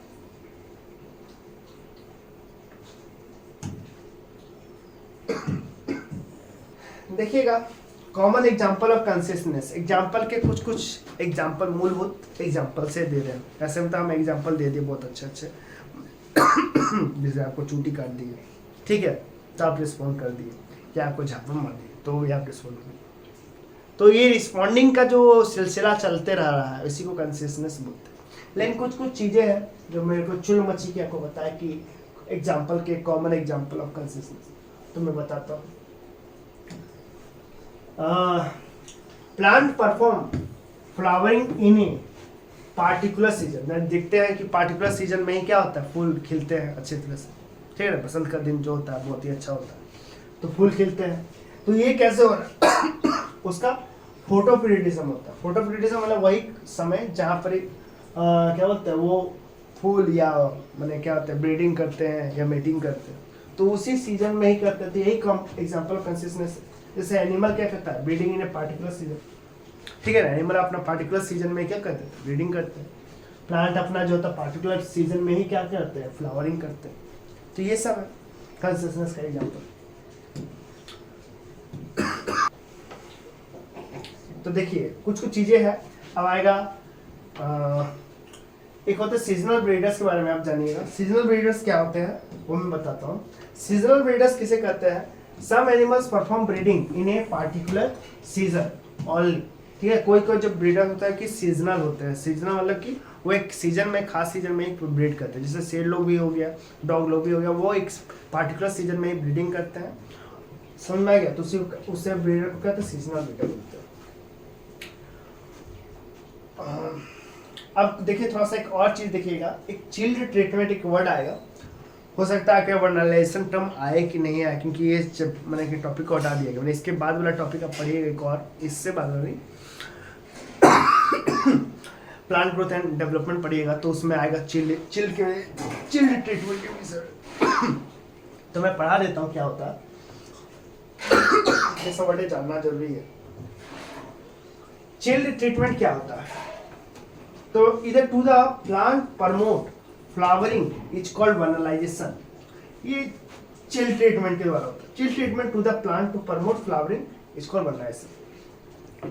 मतलब ट्रीटमेंट होता है, हम लोग उसको ठंडा कर देते हैं या मैंने वैसा पीरियड वैसा कंडीशन दे देते हैं जिसमें वो ग्रोथ या फ्लावर देने लगे, वैसे ट्रीटमेंट को हम लोग क्या होता है चिल ट्रीटमेंट करते हैं, या चिल ट्रीटमेंट ताकि करते हैं ताकि वो फूल देने लगे, या अपना मैंने कि जो होता है जल्दी से अपना बीज दे या फूल दे, जिससे हमें जल्दी से, जैसे गेहूं का ही हो सके या कुछ भी, तो इसलिए करते हैं ताकि हम लोग को जल्दी से अनाज मिल सके।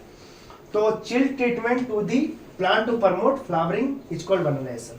तो फ्लावरिंग करते हैं ताकि ऐसे को क्या होता है वर्नलाइजेशन होता है।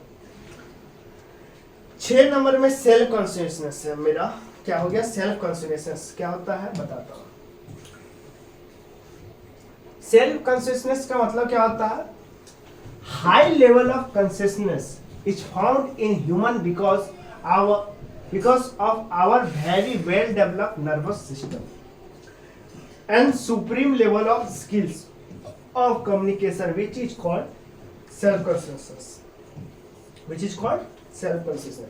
सेल्फ कॉन्शियसनेस क्या होता है कि हाई लेवल पे मतलब कि खुद का इतना चेतना होता है हम लोग के पास, जैसे कि हम ही लोग के पास सेल्फ कॉन्शियसनेस, बाकी सब जितने भी लिविंग ऑर्गेनिज्म उनके पास सेल्फ कॉन्शियसनेस नहीं है। तो सेल्फ कॉन्शियसनेस के बारे में पूछा जाएगा, अगर पूछा जाएगा कि ये डिफाइनिंग प्रॉपर्टी है कि नहीं, तो बोलिए कि हाँ डिफाइनिंग प्रॉपर्टी है, लेकिन सेल्फ कॉन्शियसनेस सभी जीवों में पाया जाता है, तो ये बात गलत हो जाएगी, क्योंकि सेल्फ कॉन्शियसनेस सिर्फ हम लोग में पाया जाता है। क्योंकि कारण तो एक समझ सकते हैं कि हमारा वेल डेवलप जो क्या है ब्रेन, दूसरा हम लोग के पास हाई लेवल ऑफ स्किल्स होते हैं, ठीक है, हम लोग को सोचना माने कि मॉरल्स एथिक्स सब कुछ के बारे में लगभग मैंने हम लोग सोच पाते हैं ज़्यादा अच्छा से, इसलिए हम लोग के पास क्या होता है सेल्फ कॉन्शियसनेस, जो कि बाकी जीवों के पास नहीं, ठीक है। तो यहाँ पे दिया हुआ self consciousness is a thought to be present only in human, ये थॉट सिर्फ हम लोग के पास, ह्यूमन के पास, बाकी जीवों के पास नहीं, ठीक है। ये सेल्फ कॉन्शियसनेस भी क्या हो रहा है, कॉन्शियसनेस में ही आता। चलिए तो इसलिए बुलाता है, ये देखिएगा, इसलिए हम एक चीज लिखा हुआ है, the brain dead coma patient who is supported by machine in which heart and lungs has been replaced also has consciousness, ठीक है, बोला जा रहा है। तो आप बोल सकते हैं क्या, मैंने यहाँ पे एक क्वेश्चन की तरह ही समझ लीजिए कि एक आदमी जो कि पूरी तरह से पैरालिसिस हो गया है, उसका पूरा शरीर जो है काम करना बंद कर दिया है, माने उसका हार्ट जो है काम कर रहा नहीं है, लंग्स काम नहीं कर रहा, वो मशीन के द्वारा वो सेटल है, तो वैसे जीव को वैसा ह्यूमन को आप क्या बोलिए, मतलब कि उसको लिविंग बोलिए कि नॉन लिविंग बोलिए, तो वैसे आदमी को आप क्या बोलेगा, अभी भी लिविंग बोलिएगा, क्योंकि जब तक आपका ब्रेन डेड नहीं होता तब तक वो लिविंग नॉन लिविंग नहीं होता, ये माना जाता है। ब्रेन डेड तो मनुष्य डेड में तब उसको हम लोग डेड घोषित कर देते हैं, लेकिन लंग्स हार्ट अगर नहीं चल रहा है, उसको मशीन के द्वारा से चालू है, तो वो आदमी डेड नहीं हुआ, वो अभी भी लिविंग है, लेकिन ब्रेन डेड खत्म कर, ठीक है। इसीलिए यहाँ पे लिखा हुआ कि बिलीफलेस ऑल्सो हैज कॉन्शियसनेस, उसके पास अभी भी चेतना है, मतलब वो अभी भी लिविंग है। Only in case only brain dead, then क्या हो जाता है, वो नॉन लिविंग हो सकता है, ठीक है। Only brain dead and living area consciousness, तो इस तरह से भी वो क्या हो सकता है, डेड ही है। समझ में आ गया ना, कि अगर ब्रेन डेड हो गया लेकिन अभी भी बाकी ऑर्गन अभी भी चल रहे हैं, तो ये चल तो रहे हैं लेकिन वो खत्म हो चुका है, मैंने ऐसा बोला था, वो खत्म हो चुका, बाकी फंक्शन अभी भी थोड़ा मोड़ा कर ही रहे, तो वैसे को हम लोग क्या बोलते हैं, डेड ही बोलते हैं। तो इसलिए ब्रेन डेड नहीं होना चाहिए किसी भी केस में। तो आगे चलते हैं, इमर्जेंट प्रॉपर्टी क्या होता है, मैं पढ़ाता हूँ। इमर्जेंट प्रॉपर्टी, ये प्रॉपर्टीज आएंगे। Emergent property of life, self replicating, regulating, evolving और organising interacting system of life, ठीक है। तो ये क्या लिखा हुआ, चलिए हम इसको अब आगे की तरफ बढ़ाते हैं। इमर्जेंट प्रॉपर्टी क्या होता है, इसके बारे में। इमर्जेंट प्रॉपर्टी क्या होता है कि सेल्फ रेप्लिकेटिंग, सेल्फ से रेप्लिकेट भी हो सके, और रेगुलेटिंग हो, रेगुलेट खुद ब खुद रेगुलेट हो, वो दूसरे को इवॉल्व भी कर सके ऑर्गेनिज्म को, ठीक है, और इंटरेक्शन भी बने रहे एक दूसरे ऑर्गेनिज्म या एक दूसरे स्पीसीज से, सिस्टम ऑफ लाइफ, और evolving organism interaction system of life, system है, ठीक है ना। तो क्या कर सके, वो इवॉल्विंग कर सके, ठीक है, मैं आगे की तरफ बढ़ भी सके, परिवर्तनशील भी रहे और इंटरेक्टिव भी रहे, तो जिसमें सी क्या बोलते हैं, इमर्जेंट प्रॉपर्टी बोलते हैं, ठीक है। आगे की तरफ चलते हैं, टैक्सोनॉमी, इसी बारे में ना, टैक्सोनॉमी के बारे में हम सुन रहे थे, तो बस यही पढ़ना है, टैक्सोनॉमी। तो टैक्सोनॉमी क्या है, छोटा सा टॉपिक है, आपको हमने ग्रोथ के विषय में लिविंग और नॉन लिविंग का क्राइटेरिया सब बता दिया, अब मैं टैक्सोनॉमी बता रहा हूँ, ये अलग टॉपिक है। Taxonomy is made up, taxonomy is made of taxis, taxis का मतलब क्या होता है, अरेंजमेंट प्लस नोमस, लॉ रूल, मतलब अरेंजमेंट का रूल, रूल ऑफ अरेंजमेंट जहां पर पढ़ते हैं उसी को क्या बोलते हैं, टैक्सोनॉमी बोलते हैं। इसके लिए आप जा सकते हैं मेडिकल के दुकान में, वहां पर भी रूल ऑफ अरेंजमेंट बहुत ज्यादा ही ध्यान से लिखा जाता है। आपने जब कभी भी अगर मेडिकल शॉप देखे होंगे तो उसमें अल्फाबेटिकल ऑर्डर में जितने भी दवाइयों को अरेंज किया जाता है, तो जो अरेंजमेंट है ना उसको भी हम लोग एक टैक्सोनॉमी बोलते हैं। तो ये अरेंजमेंट ऑफ लॉ को, अरेंजमेंट के लॉ को ही क्या बोलते हैं, टैक्सोनॉमी बोलते हैं। समझ लीजिए, उससे मैं बताया। अब उसी तरह से हम लोग क्या किए कि जितने भी स्पीसीज, जितने भी जानवर, जितने भी एनिमल्स है, जितने भी लिविंग्स है, सबको हम लोग क्या किए, अरेंज किए। इसी अरेंजमेंट को ही टैक्सोनॉमी बोलते हैं। समझ में आ गया? तो इसीलिए लिखा गया क्या कि taxonomy is the branch of biology dealing with the identification, nomenclature and classification. मतलब कि किसी जानवर को आइडेंटिफाई भी करो, फिर उसका नामकरण करो और उसको क्लासिफाई भी करो। ये सब जो करते हैं ये सब टैक्सोनॉमी में ही आता है। फिर आता है सिस्टमेटिक वर्ड्स। क्या आता है सिस्टमेटिक? क्या होता है, चलिए आगे पढ़ते हैं। सिस्टमेटिक क्या होता है? Systematic is a derivative of Latin word. ये एक लैटिन वर्ड है, Systema, which means systematic arrangement of organism. It include term of identification, nomenclature, classification and affinities. ठीक है, बोलता है सिस्टमेटिक क्या होता है कि सिस्टमेटिक जो होता है वो सिस्टमा से निकला लैटिन वर्ड। उसका मतलब होता है कि सिस्टमेटिक रूप से अरेंजमेंट करना ऑर्गेनिज्म को। ठीक है, सिस्टमेटिक रूप से अरेंजमेंट करना किसको, ऑर्गेनिज्म को, उसी को क्या बोलते हैं, सिस्टमेटिक बोलते हैं। ठीक है, समझ में आ गया? जैसे इसमें क्या आता है, इसमें क्या क्या करना पड़ता है कि जो जिसके लिए क्या करना पड़ता है, इंक्लूड टर्म्स जो आता है, क्या का आइडेंटिफिकेशन होता है किसी भी ऑर्गेनिज्म का, फिर उसका नॉमेनक्लेचर, क्लासिफिकेशन और उसके साथ उसका एफिनिटी, क्या इस धरती पे उसका उपयोग हो सकता है, एफिनिटी दूसरे के साथ क्या एफिनिटी है, ये सब जो जानकारी देता है वो सिस्टमेटिक देता है। चलिए आगे की तरफ।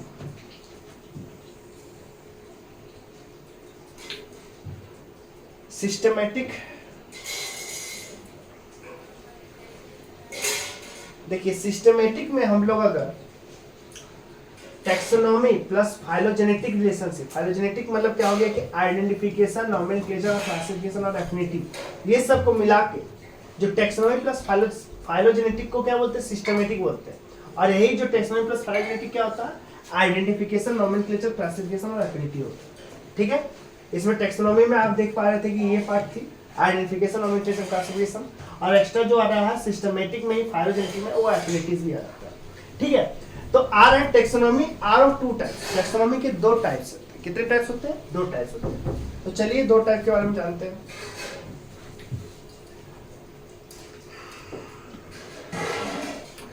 टैक्सोनॉमी के कितने टाइप होते हैं? दो टाइप्स। कितने टाइप्स होते हैं? दो टाइप्स। एक होता है साइटोटैक्सोनॉमी, दूसरा क्या होता है, कीमोटैक्सोनॉमी। अब हम लोग पढ़ेंगे साइटोटैक्सोनॉमी के विषय में और कीमोटैक्सोनॉमी। साइटो सेल से रिलेटेड है, कीमो केमिकल से रिलेटेड है। मतलब कि टैक्सोनॉमी वहां पे अरेंजमेंट, साइटोलॉजी के मतलब कि सेल के अनुसार अरेंजमेंट किया जाए तो उसको साइटोटैक्सोनॉमी बोलते हैं मोटे तौर पे।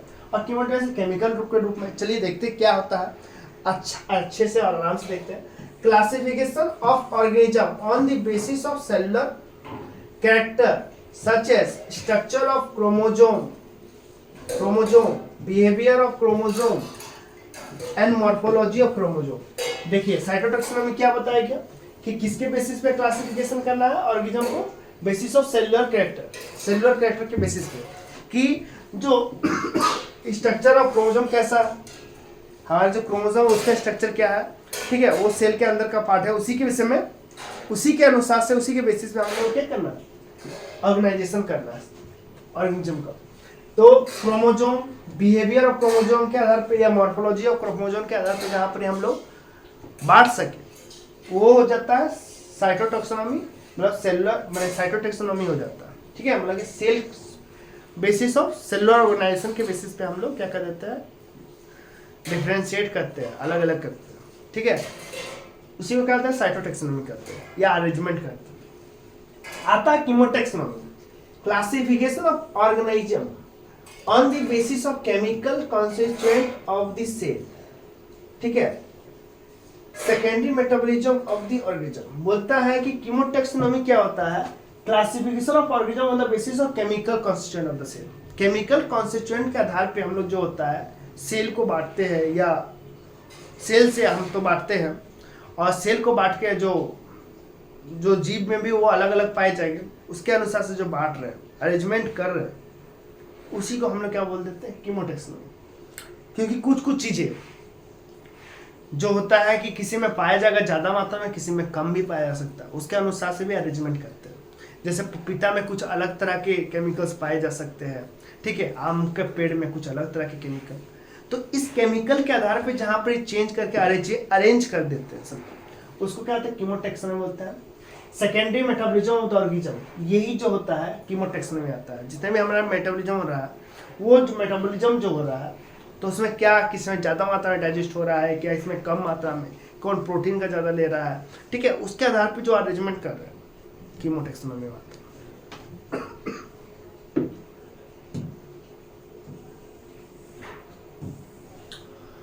ये सब तो जितना भी पढ़े थे वो सब क्लासिफिकेशन, वो सब जितना भी थे हम लोग क्लासिकल टेक्सोनॉमी पढ़े। कौन सा टेक्सोनॉमी पढ़े, क्लासिकल टेक्सोनॉमी पढ़े। लेकिन अब हम लोग क्या पढ़ने जा रहे हैं, मॉडर्न टेक्सोनॉमी। मॉडर्न टेक्सोनॉमी में क्या आ सकता है, तो मॉडर्न टेक्सोनॉमी वैसा टेक्सोनॉमी है जो कि अभी के लिए लागू किया गया है। उससे पहले जो था कि जो क्लासिकल था उसमें हम लोग क्या करते हैं, क्लासिफिकेशन, आइडेंटिफिकेशन, नॉमेनक्लेचर और आइडेंटिटी सी बातों में कर रहे थे। लेकिन जो मॉडर्न आया वो बहुत सारी चीज़ों को, नए चीज़ों को भी ध्यान में देख के किया गया है। तो उसमें क्या क्या देखा जा रहा है, देखिएगा कि एक तो मॉडर्न टेक्सोनॉमी बेस्ड किसमें, मॉर्फोलॉजी में। मॉर्फोलॉजी क्या होता है, बाहरी कैरेक्टर, जैसे फूल पौधा को देखते हैं कि वो हरा होता है, पेड़ माने हरा होता है, पत्ता होता है, फूल होता है, ये सब ये हमारा सही देख रहे हैं, तो ये जो दिखा पा रहा है ये मॉर्फोलॉजी हो गया। एनाटॉमी क्या होता है, उसके अंदर के उसको काट के देख रहे हैं कि उसके अंदर में जड़ है, उसमें जाइलम फ्लोएम है, ठीक है, ये सब जो देख रहे हैं तो वो एनाटॉमी में आता है।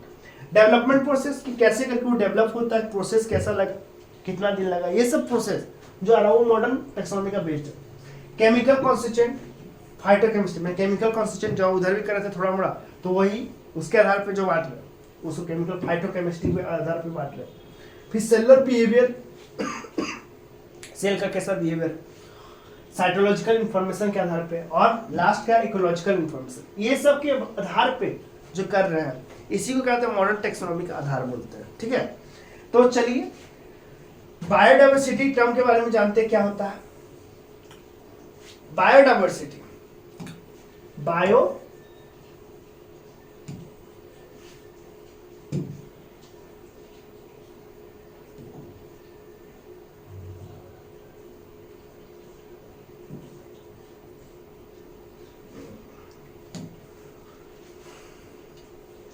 बायोडाइवर्सिटी, बायो मतलब होता है फिर से लाइफ, और डाइवर्सिटी मतलब कम्प्लेक्सिटी के बोल सकते, जैविक जीव विविधता बोलते हैं।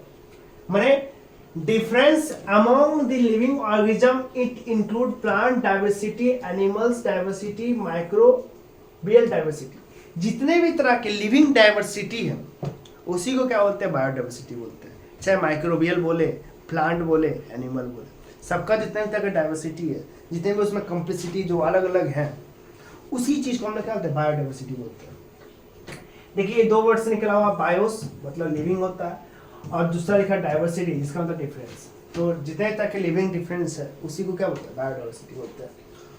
टोटल नॉन डाइवर्सिटी, जो हम लोग टोटल नॉन डाइवर्सिटी जानते हैं, ये 1.7 to 1.8 मिलियन है, बहुत इंपॉर्टेंट चीज है, ये याद रखिएगा। 1.7 से 1.8 मिलियन टोटल बायोडाइवर्सिटी है, ठीक है। 1.2 मिलियन एनिमल है, और उसमें 0.5 मिलियन क्या है, प्लांट है। क्या है, प्लांट है, याद रखिएगा। 1.2 मिलियन क्या है, एनिमल है, उसमें 0.5 मिलियन क्या है, प्लांट है। आगे की तरफ चलते हैं। नोमेनक्लेचर, नोमेनक्लेचर का मतलब क्या होता है, नामकरण, किसी का नामकरण करते हैं। जैसे छठियारे आदि में नामकरण नहीं करते, छठियारे पता नहीं किस में नामकरण करते हैं, हमको नहीं पता। जैसे बच्चा का लल्ला हुआ तो उसका नामकरण करते हैं, उसी तरह से जितने भी जीव जंतु का भी नामकरण करते हैं हम लोग नहीं, मैंने कि नोमेनक्लेचर के लिए एक अपना संस्था होती है, जैसे ICBN हो गया, ICZN हो गया, वही लोग क्या करते हैं, नोमेनक्लेचर करते हैं। आप ऐसे बोल दिए तो थोड़ी ना माना जाएगा, ठीक है ना। कछुआ काछी कुछ बोल दीजिएगा, टोटोटाइस को, ठीक है, स्नेक को कुछ बोल दिया तो थोड़ी ना माना जाएगा। वो मानने के लिए रिसर्च सेंटर होता है, माने कि उसी में क्या क्या आता है, इस सब के बारे में बोर्ड्स होती हैं, उसी में क्या क्या आता है, नोमेनक्लेचर क्या आता है। हम लोग का नोमेनक्लेचर तो मम्मी पापा कर देते हैं, ठीक है, नहीं तो पहले तो थोड़ा ज्योतिषी ना बाबा हुआ आके कर देते थे, गुरुजन आके करते थे, अभी तो पापा मम्मी कर देते हैं, तो ऐसा होता है। तो नोमेनक्लेचर उसी तरह से जीव जंतु का भी हम लोग करते हैं। वो कैसे करते हैं चलिए आगे बताते हैं। नोमेनक्लेचर का मतलब, नोमेनक्लेचर में नामकरण से ऐसे, इसमें हम लोग पढ़ेंगे सबसे पहले बाइनोमियल नोमेनक्लेचर। क्या पढ़ेंगे? Binomial nomenclature.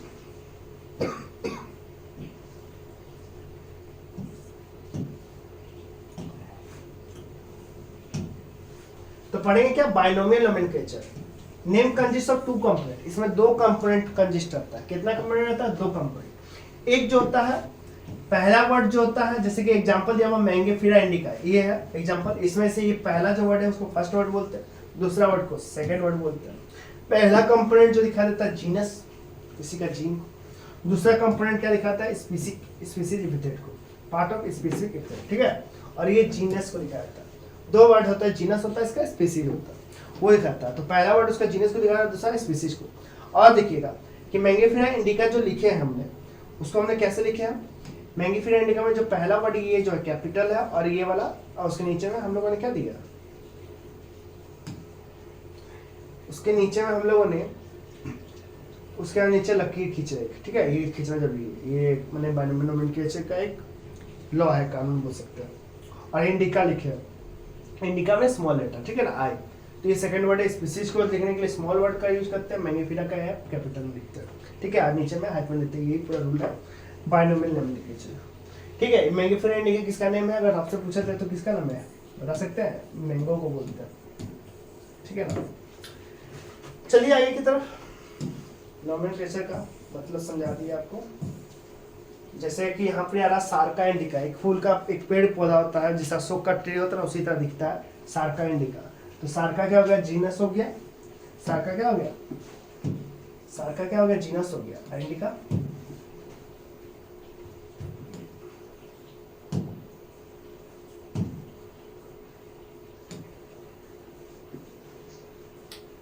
ठीक है। तो सार्का क्या हो गया? जीनस हो गया। और इंडिका क्या हो गया? स्पीसीज हो गया। उसी तरह से रोजा इंडिका, ठीक है। तो in this example indica is not same species, होता है indica is not same species. In this example indica is not same species, ठीक है। बोलता है कि यहाँ पर जो जीनस है वो तो अलग है, और स्पीसीज जो होता है सेम है। तो in their example indica is not same species, indica is same species लिखा हुआ, ठीक है, same species, indica is same species, ठीक है ना, ये लिखा हुआ है। In this example indica is same species, same species है ना जी। इन दिस एग्जांपल क्या दिखाई दिया? इंडिका क्या है? Is same species, same species का ही दिखाई दिया, क्योंकि ये तो जीनस है, जीनस अलग अलग, लेकिन स्पीसीज क्या है? दोनों का सेम। बाइनोमियल नोमेनक्लेचर प्रपोज, इसको देखो बाइनोमियल नोमेनक्लेचर जो किया था, बाइनोमियल नोमेनक्लेचर क्या था? इसमें दो नोमेनक्लेचर के लिए होता है, एक जेनस एपिथेट होता है, स्पेसिफिक एपिथेट होता है। इसको देने वाला साइंटिस्ट का नाम क्या था? कार्ल लिनियस, ठीक है ना, कार्लोस लिनियस बोलते हैं, ठीक है। उसका बुक था सिस्टमा नेचुरी, ठीक है, सिस्टमा नेचुरी, और स्पीसीज प्लांटेरम, ठीक है ना। क्या नाम था? सिस्टमा नेचुरी। उसके ने प्रपोज किया था दो बुक प्रपोज किया था कार्ल लिनियस ने। एक था सिस्टमा नेचुरी और दूसरा था क्या? Species plantarum. तो इसमें ही क्या किया था कि साइंटिफिक नेम ऑफ एनिमल्स किया था, ठीक है। और इसमें क्या किया था? साइंटिफिक नेम ऑफ प्लांट किया था। दो बुक लिखे थे, एक में उसने प्लांट का नेम का जितना प्लांट का नेम को किया, और दूसरा में किसमें क्या? एनिमल। एक था प्लांटेरम, स्पीसीज ऑफ प्लांटेरम, और दूसरा सिस्टमा नेचुरी, ठीक है। चलिए अब रूल पढ़ेंगे, क्या रूल्स रहते हैं। Main rule of binomial nomenclature. तो रूल क्या है? चलिए पढ़ते हैं। पहला ये रूल क्या बोलता है कि रूल जो लिखा गया है वो किसके आधार पर लिखा गया? आईसीबीएन और आईसीजेड, ये संस्थान है। क्या नाम है? International code of for botanical nomenclature और international code of zoological nomenclature. बहुत ज्यादा इंपॉर्टेंट, ये इसका फुल फॉर्म में पूछता है। तो अब चलिए रूल पढ़ते हैं। Scientific name consist of 2 component, पता है 2 कंपोनेंट रहता है। एक रहता है जीनस, जिसको हम लोग क्या बोलते हैं? फर्स्ट कंपोनेंट बोलते हैं, और दूसरा आता है स्पेसिफिक एपिथेट, मतलब वो होता है सेकंड कंपोनेंट। देखिए फर्स्ट लेटर को जो लिखिएगा, दूसरा नंबर पर जो रूल है वो क्या होता है? दूसरा नंबर रूल में क्या होता है कि जो फर्स्ट लेटर को जो लिखेगा जीनस का, नेम इज कैपिटल लेटर, उसको किस में लिखेगा? कैपिटल लेटर में लिखेगा। समझ में आ रहा? And rest of the part in small letter, rest जितने भी पार्ट है उसको स्मॉल लेटर में लिखिएगा। जैसे मैंगीफेरा इंडिका देखे था ना, जैसे देखे थे एग्जांपल में मैंगीफेरा, कि पहला वर्ड को जो हम लोग कैपिटल में लिखे और दूसरा सब जितने भी वर्ड थे उसको स्मॉल में लिखे। हाँ सॉरी, थोड़ा सा है खांसी, ठीक है।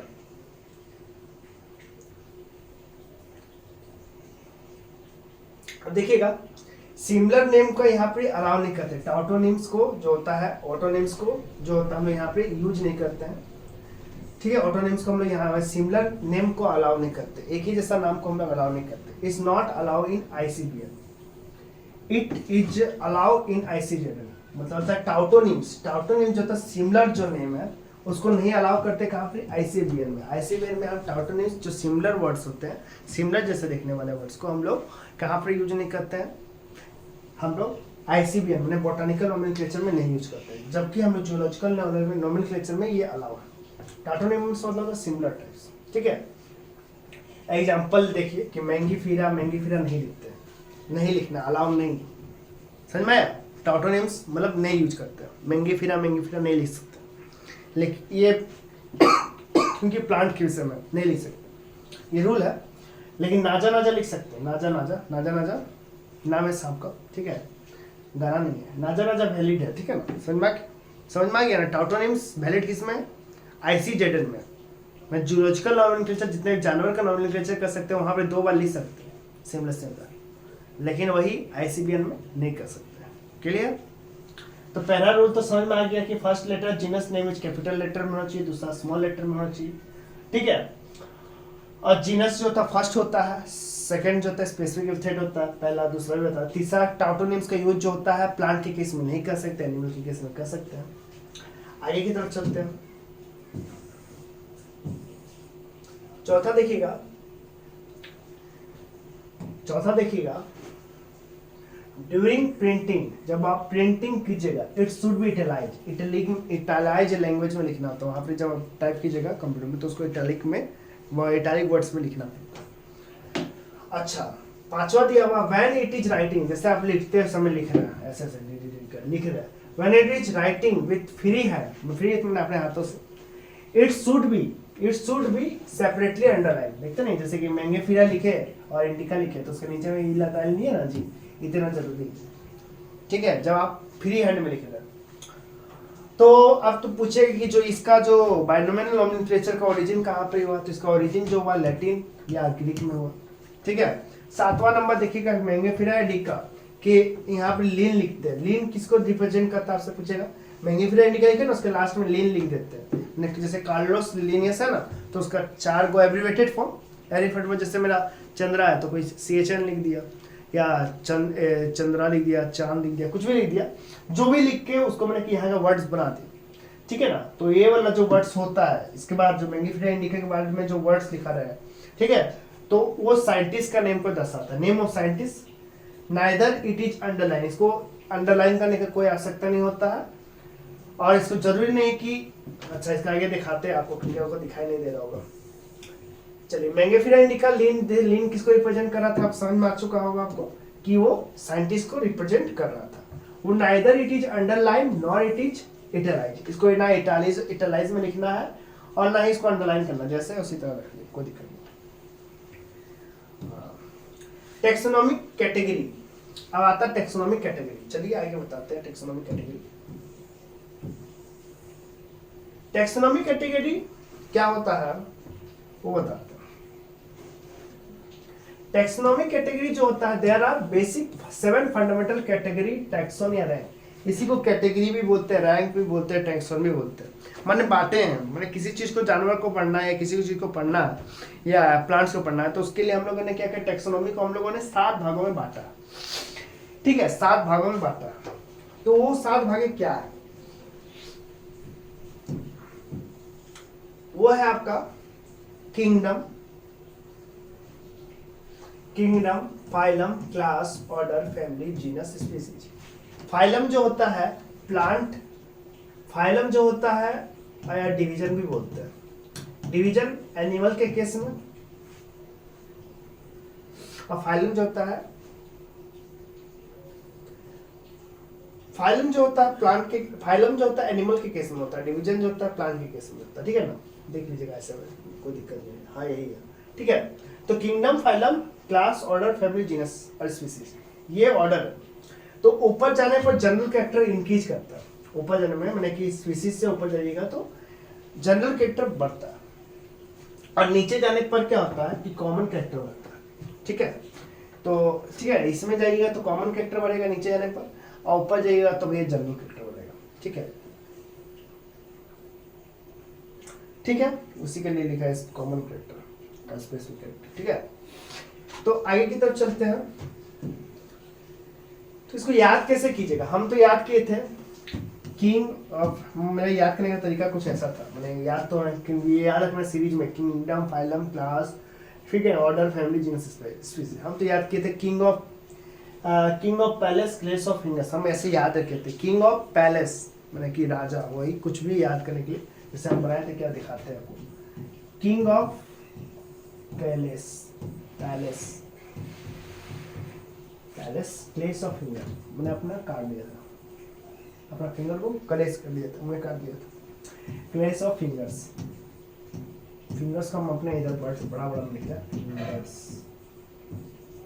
आप जैसे याद रख सकते हैं।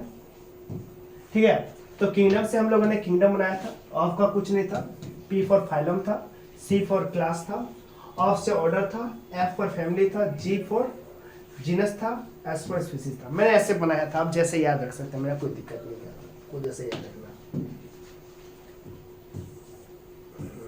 आगे की तरफ चलता हूँ। टैक्सोनॉमिक हायरार्की, क्या देखते हैं, टैक्सोनॉमिक हायरार्की क्या होता है। टैक्सोनॉमिक हायरार्की असेंडिंग और descending arrangement of taxonomic category is called as taxonomic hierarchy. मतलब असेंडिंग और डिसेंडिंग रूप में, छोटा से बड़ा या बड़ा से छोटा में जो अरेंजमेंट होता है टैक्सोनॉमिक कैटेगरी का, उसी को हम लोग क्या बोलते हैं, टैक्सोनॉमिक हायरार्की होता है। जैसे स्पीसीज को सबसे छोटा में रखा गया है और किंगडम को सबसे बड़े में रखा गया, तो यही असेंडिंग डिसेंडिंग जो मैंने कि रखे हैं, मैंने कि कैटेगरी को, ठीक है, टैक्सोनॉमिक कैटेगरी को, इसी को क्या बोलते हैं, टैक्सोनॉमिकल हायरार्की बोलते हैं। एग्जांपल में देखिए, स्पीसीज लोएस्ट टैक्सोनॉमिक कैटेगरी या स्मॉलेस्ट यूनिट ऑफ क्लासिफिकेशन बोलता है, व्हाट इज बोलता है, पूछता है कि कौन सबसे स्मॉलेस्ट यूनिट ऑफ क्लासिफिकेशन है, तो बोलेगा किसको, species, smallest unit of classification, ये पूछता है। Taxonomic category which have real exist, that is species, मैंने जो रियल में जो एग्जिस्ट कर रहा है वही स्पीसीज को ही बुलाता है। टैक्सोनॉमिक कैटेगरी जो सबसे छोटा है, ठीक है, या लोएस्ट कैटेगरी है, और जिसको हम लोग क्या बोलते हैं, रियल में एग्जिस्टेबल होता है, ठीक है, उसको स्पीसीज कहते हैं। ज्यादा कुछ नहीं था टैक्सोनॉमिक कैटेगरी में। ठीक है, टैक्सोनॉमिक कैटेगरी में क्या लिखा हुआ, व्हिच हैव रियल एग्जिस्टेंस, मतलब रियल में एग्जिस्टेंस है जिसका, उसी को क्या बोला, which have real existence taxonomic category में, तो स्पीसीज है, सभी तो रियल एग्जिस्टेंस है। तो रियल में हम लोग देख पाते स्पीसीज को ही, जो ये सब जो किंगडम, फाइलम, क्लास, ये सब कहाँ देख पाते हैं, जो रियल एग्जिस्ट स्पीसीज मतलब छोटे छोटे जीव जंतु, उसी को बोलते हैं, तो रियल एग्जिस्ट यही करता है, बस और कुछ नहीं। दूसरा देखिएगा टैक्सोनॉमिक कैटेगरी, ये तो देखिए, इसका देखिए group of species having fundamental similarity, ठीक है। तो टैक्सोनॉमिक कैटेगरी क्या था, व्हिच हैव रियल एग्जिस्टेंस, जो वो सबसे जो रियल एग्जिस्टेंस में जो आता है वही क्या है, स्पीसीज है, उसी के बारे में टैक्सोनॉमिक, उसी को टैक्सोनॉमिक कैटेगरी का जो सबसे रियल एग्जिस्टेंस का जो चीज है वो कौन है, स्पीसीज है। बाकी सबके बारे में तो पता भी नहीं चलता है, किंगडम, फाइलम, क्लास के बारे में, ठीक है। तो आगे क्या है कि group of species having fundamental similarity यही स्पीसीज का है। अब आगे की तरफ हम लोग चलेंगे, जीनस के विषय में थोड़ा सा पढ़ लेते हैं कि क्या है जीनस। ठीक है, जीनस क्या है? A group of approximate similar species, इसमें सिमिलर स्पीसीज रहता है ना अप्रोक्सीमेटली, ठीक है, which have less similar character, जिसमें ज्यादा कैरेक्टर सिमिलर नहीं होता। जैसे स्पीसीज में सबका जो कैरेक्टर होते हैं वो बहुत ज्यादा ही सिमिलर होता है, इससे लेस होना चाहिए than that of species and have more similar character than that of family. बोलता है कि कैरेक्टर जो होता है species which is a less similar character than that of species, बोलता है स्पीसीज से कम कैरेक्टर जो होंगे मिलेंगे, लेकिन उससे पहले फैमिली से ज्यादा कैरेक्टर मिलेंगे, ठीक है, ज्यादा सिमिलर कैरेक्टर मिलेंगे।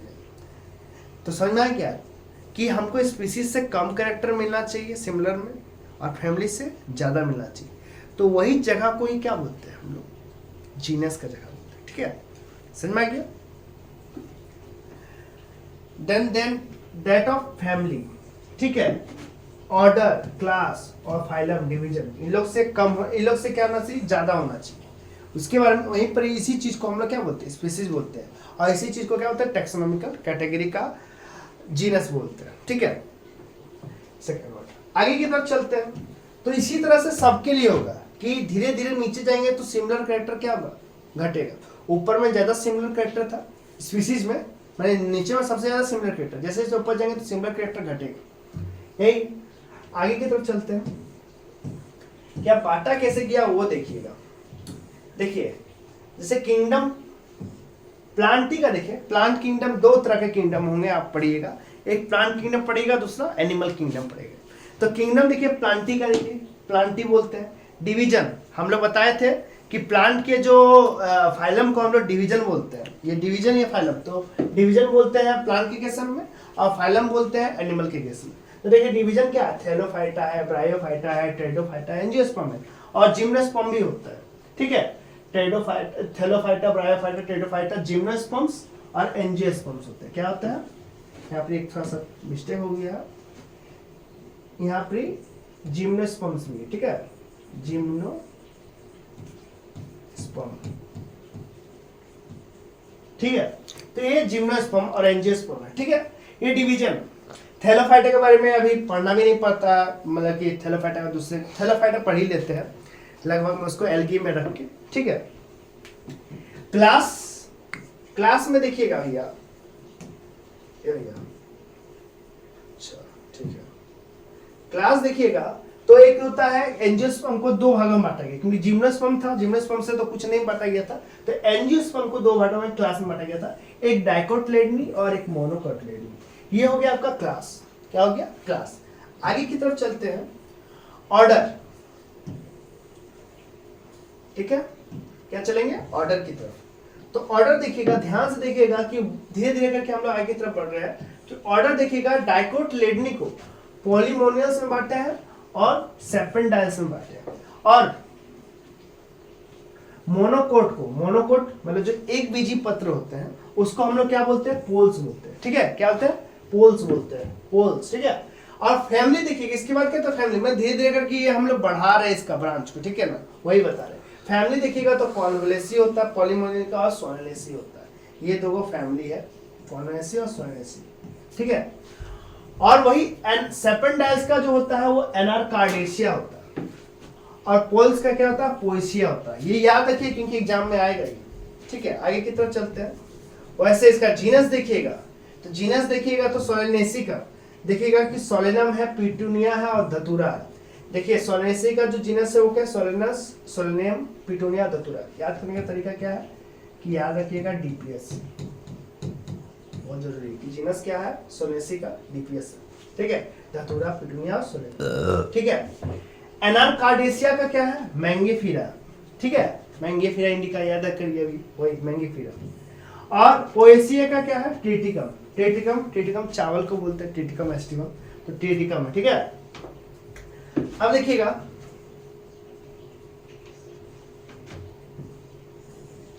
स्पीसीज, देखिएगा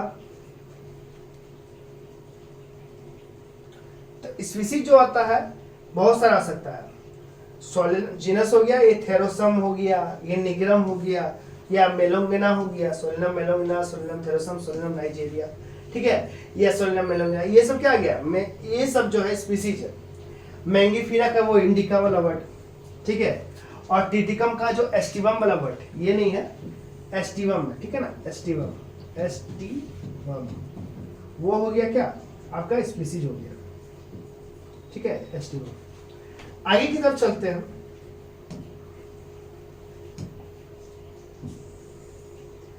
तो देखिए यहाँ पर देखो आपको दिखाई दिया था टिटिकम एस्टिवम मतलब वीट को बोलते हैं, ठीक है। आगे की तरफ देखते हैं कि सोलिनम ट्यूबरसम होता है।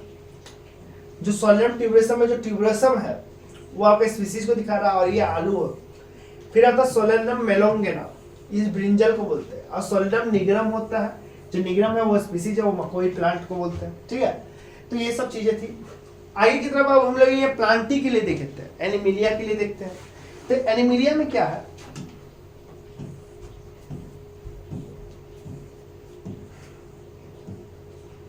एनिमल्स देखिए किंगडम में एनिमल से बांटा गया, ठीक है।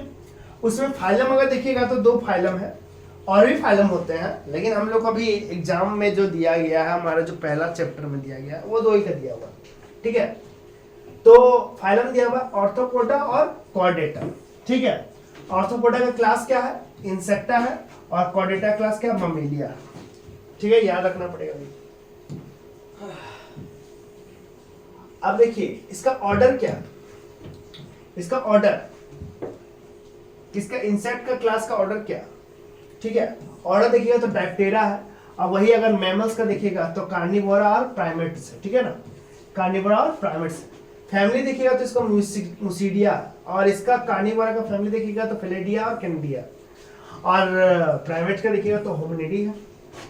जीनस देखिएगा तो किसका इंसेक्ट है, मुस्का, और वही फेलिडिया का पैंथरा है, और फेलिस है, ठीक है।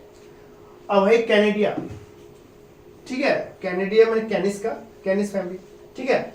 और होमिनिडी, होमोस के लिए। स्पीसीज देखिएगा, स्पीसीज अगर देखिएगा तो मुस्का डोमेस्टिका, पैंथरा टिग्रिस, पैंथरा लियो टिग्रिस में टाइगर हो गया, लियो मतलब शेर का हो गया, पैंथरा लियो, पैंथरा पार्डस लियोपार्ड्स को बुलाता, ठीक है, सॉरी पैंथरा पार्डस पैंथर्स को बुलाता, ठीक है। और यहाँ पे कैट है, फेलिस में कैट आते हैं, और कैनेडिया में डॉग आते हैं। होमोसेपियंस पूरा सेपियंस जो होता है स्पीसीज होता है। बस इतना ही आपको इसमें पढ़ना था। आगे की तरफ देखते हैं। ये तो आपको इतना ही पढ़ना है, और भी आगे आपको पढ़ना था पहले, लेकिन अब इतना ही आप लोगों को सिलेबस को कम कर दिया गया। इसके साथ ही ये जो लिविंग वर्ल्ड का जो चैप्टर है आपका वो समाप्त हो जाता है। ठीक है, धन्यवाद। आशा करता हूँ आपको समझ में आया हो, ठीक है। और मैं इसका पूरा फुल NCERT भी लेके आऊँगा। अभी के लिए इतना ही, ठीक है। अगला चैप्टर इसके बाद, ठीक है। थैंक यू, धन्यवाद।